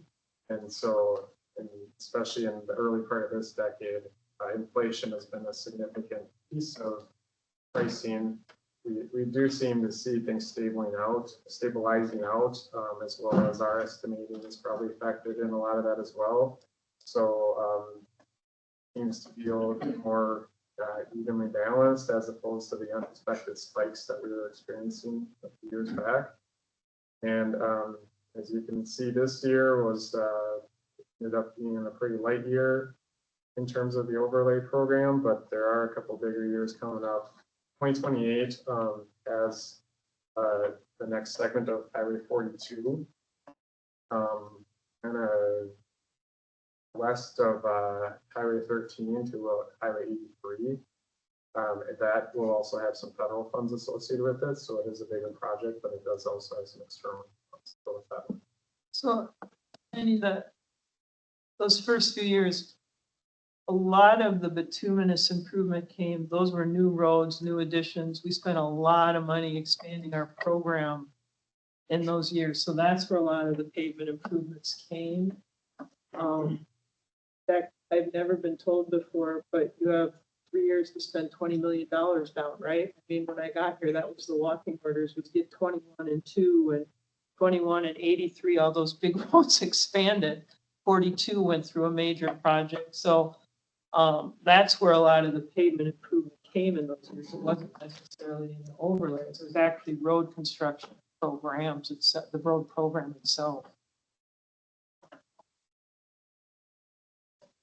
So the next steps, these are a couple insights on some other tools and things that we are looking into. So obviously, Tony and Joe's expertise drives a lot of this, but we're also looking at other tools that we can help, be another tool in the toolbox, another opportunity to kind of analyze things a bit differently. First thing is once we get that 2025 PCI data, we plug that in and start to see where things lie, do some of that gut check testing to see how it fits. Is that number consistent with what we're seeing? Some of the stuff Joe was indicated earlier. Cartograph is another tool that we have, and that's a couple of these pictures that can show this scenario builder where we can do a little bit more modeling based on some trend lines. If we have this X dollar budget, what kind of improvements on these segments place over those number of years? If we're trying to maintain a PCI value of 72, what could that look like? So there's a lot of opportunities there. We're still learning, trying to refine the model and get that in a way that we can trust it and understand it better. But that's what we're working towards. And then did another analysis here that I can show you, call it like a pavement prioritization assessment. And so some of these items I heard about earlier here, the functional classification, the volumes, the PCI, the pavement condition index. So those are all different criteria that we can look at. So this is a way to just kind of take that a little bit of a weight to each of those points. Then really look at a segment. As Tony mentioned earlier, it's our principal arterials, Highway 42. That's the highest volume, highest functioning roadway in the county. There's probably a reason to invest in that a little bit more than so in some other segments of the county. So we put some different factors in there. When you look at the PCI, as Tony mentioned, once it gets beyond a certain point, maybe it's not worth valuing as much because the replacement is most likely the option with that.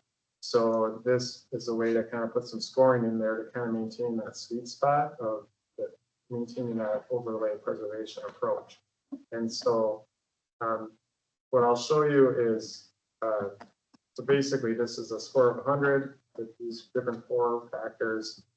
The top points, if you take out the PCI, would be 55% based on the function and the volumes of the roadway, and then the condition would be 45%.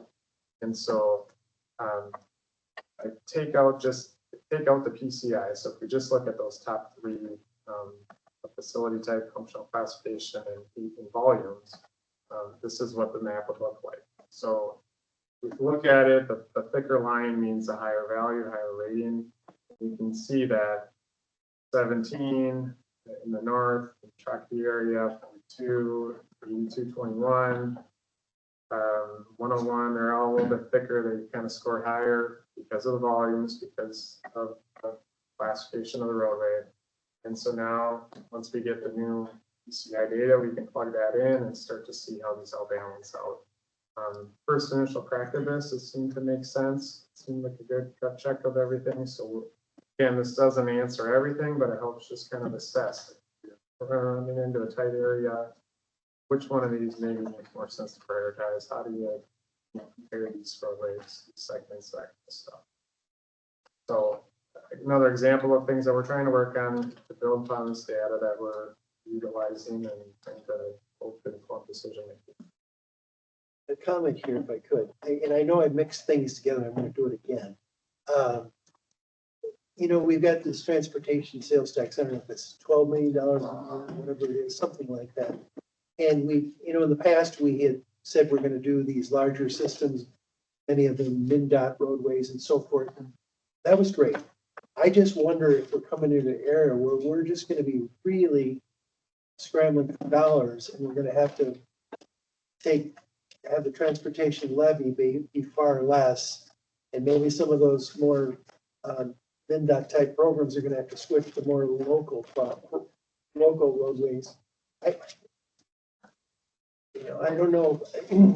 I think there's going to have to be a reshuffling of money and priorities here. So the priorities were set through a public hearing. Projects have to be called out through a public. The next set of projects that come up really are county roads. The County Highway 17, their County Highway 8, and 2 and 35, I think has a small allocation that doesn't show up in the tip yet, but it's there in the cash flow. In 2031 or 2, I think it comes due in 2032 again. The board and the staff. No, I don't believe that you have to wait till 2032. I mean, next year you could say, we're going to re-up the transportation sales tax, we're going to reorder it. You could start fresh at any year and redo it.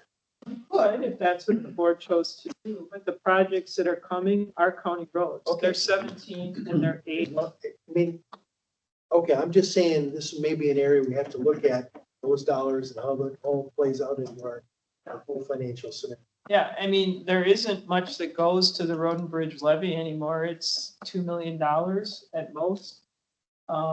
And so you're gonna want some flexibility to do some things that don't require a public hearing. Sure. But I'm just saying, I think you're set up for the next several years to do county roads with those dollars. You've completed 13 and Okay, 169. anyhow, Yeah. and I'm not saying how to do it, I'm just saying we have to. Look at it. Yep, you could have a public hearing at any time.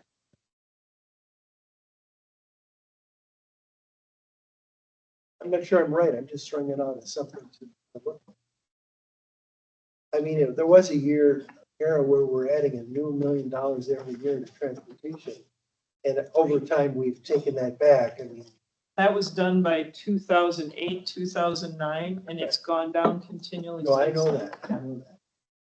So, sorry about that. No, it's fine. Good history. Other, okay, I jumped in there, you got more to keep going? Yep. Keep going. Just put, we have several different cooperative maintenance agreements out there, joint bars agreements, road expansions happen, just kinds of different agreements that come into play.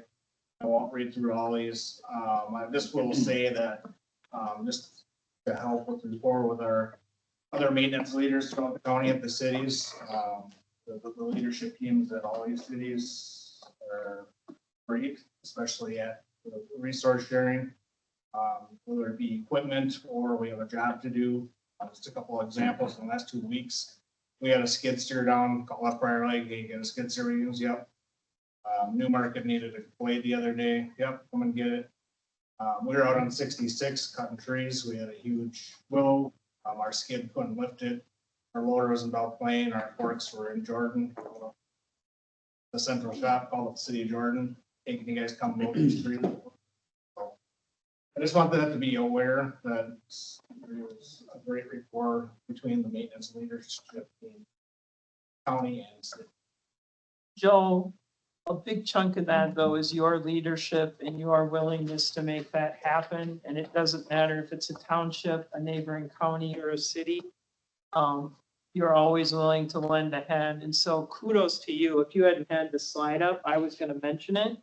Kudos to you and your leadership for that culture and working together and partnering. It goes well beyond what we ever had with that scale agreement that we just kind of ignore and we get stuff done. And that's because of your leadership. So kudos to you. It looks like trails is next. Just wanted to hit on that real quickly. Trails in our right of way, they're the backbone of the trail system throughout the entire county. Folks use them for longer trips. They also use them for just doing a loop between neighborhoods. And you know, when I first started at Scott County back in '99, it was really left up to the cities, or whether it's development or projects, whether they want some kind of ped or bike facility in our right of way. We worked with them, and it led to some inconsistencies between cities, between what got built through development, where we never pushed it.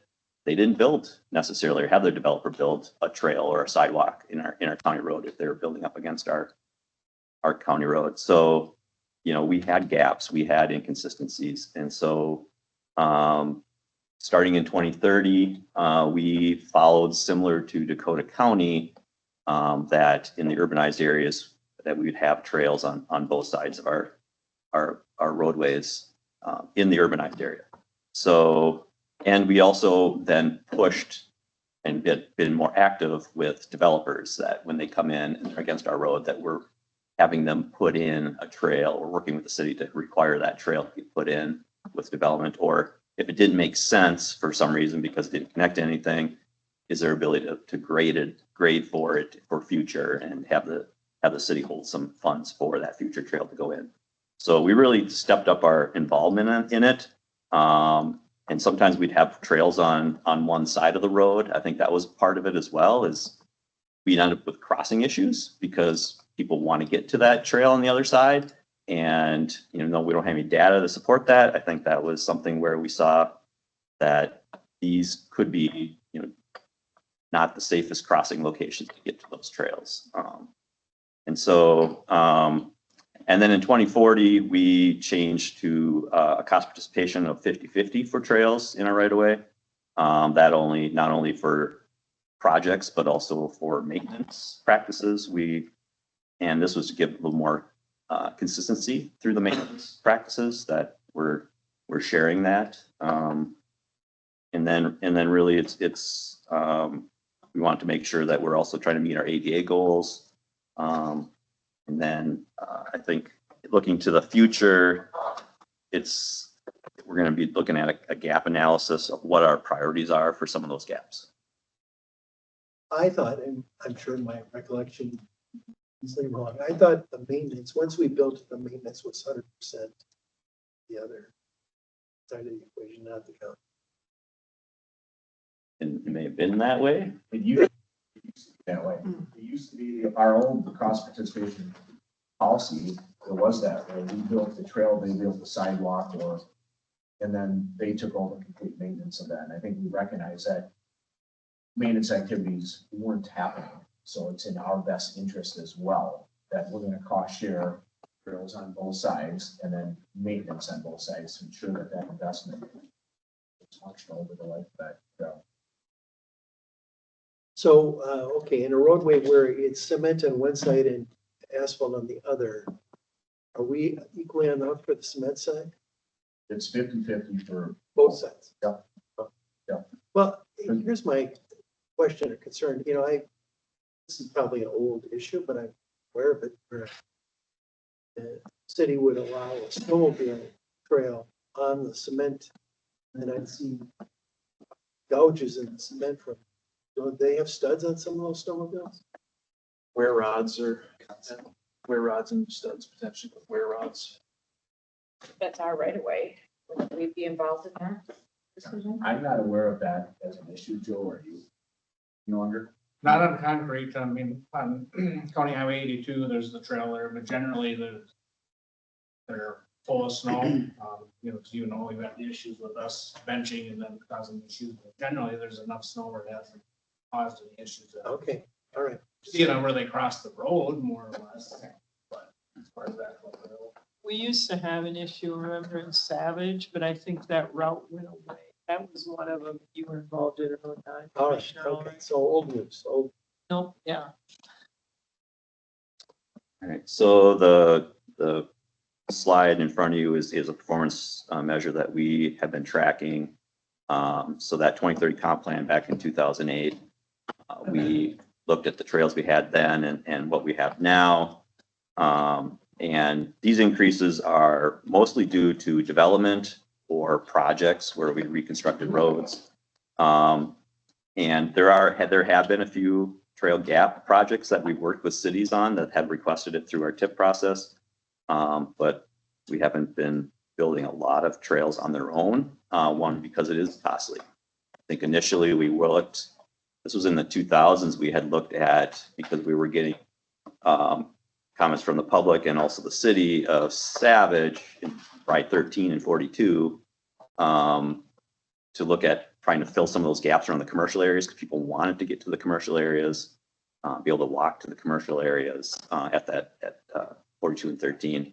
I think we looked at an initial cost of that, and it was just astronomical to do that, to go retrofit trails back in. So we came back, we decided to wait on that, and we actually put them in through a project, the 13 and 42, but it took time to do that. So, and not going out and doing our own projects. Just to let you know, the active transportation funds that are going to become available, I think they're requiring year-round applicants that receive funds. Yep. Yeah, and I was going to send a note out to the cities encouraging each of them to, look at that for funding, and if we want to be able to coordinate some projects, we need to be able to get our letters of support and things like that in. So make sure that we're on top of that. Good. this last slide I have is for crashes involving the bike peds. You can see in 2025, we had a jump in the number of crashes that occurred.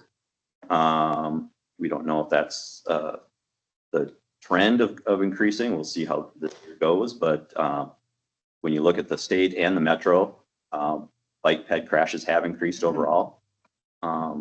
So it's something that, I think a lot of folks are paying more and more attention to.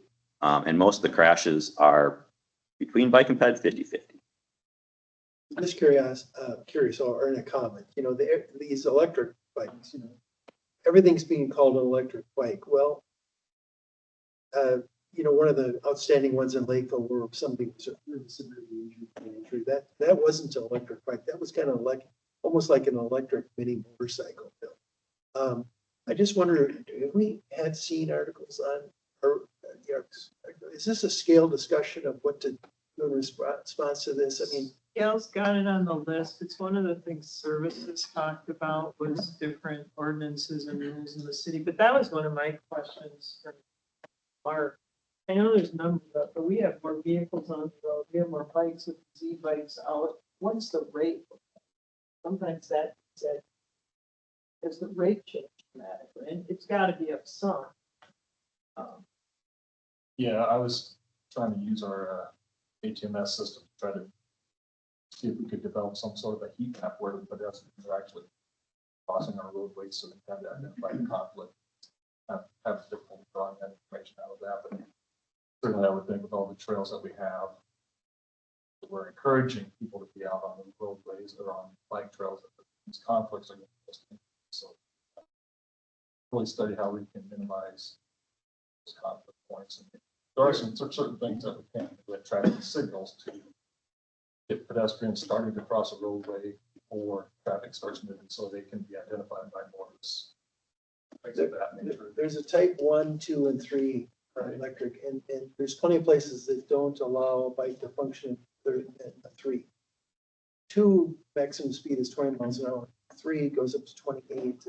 These little electric motorcycles go a lot faster than They that. even look like little motorcycles anymore. Huh? They even look like little motorcycles Yeah. anymore. Yeah. I think the youngest person that's allowed to operate is a 15-year-old.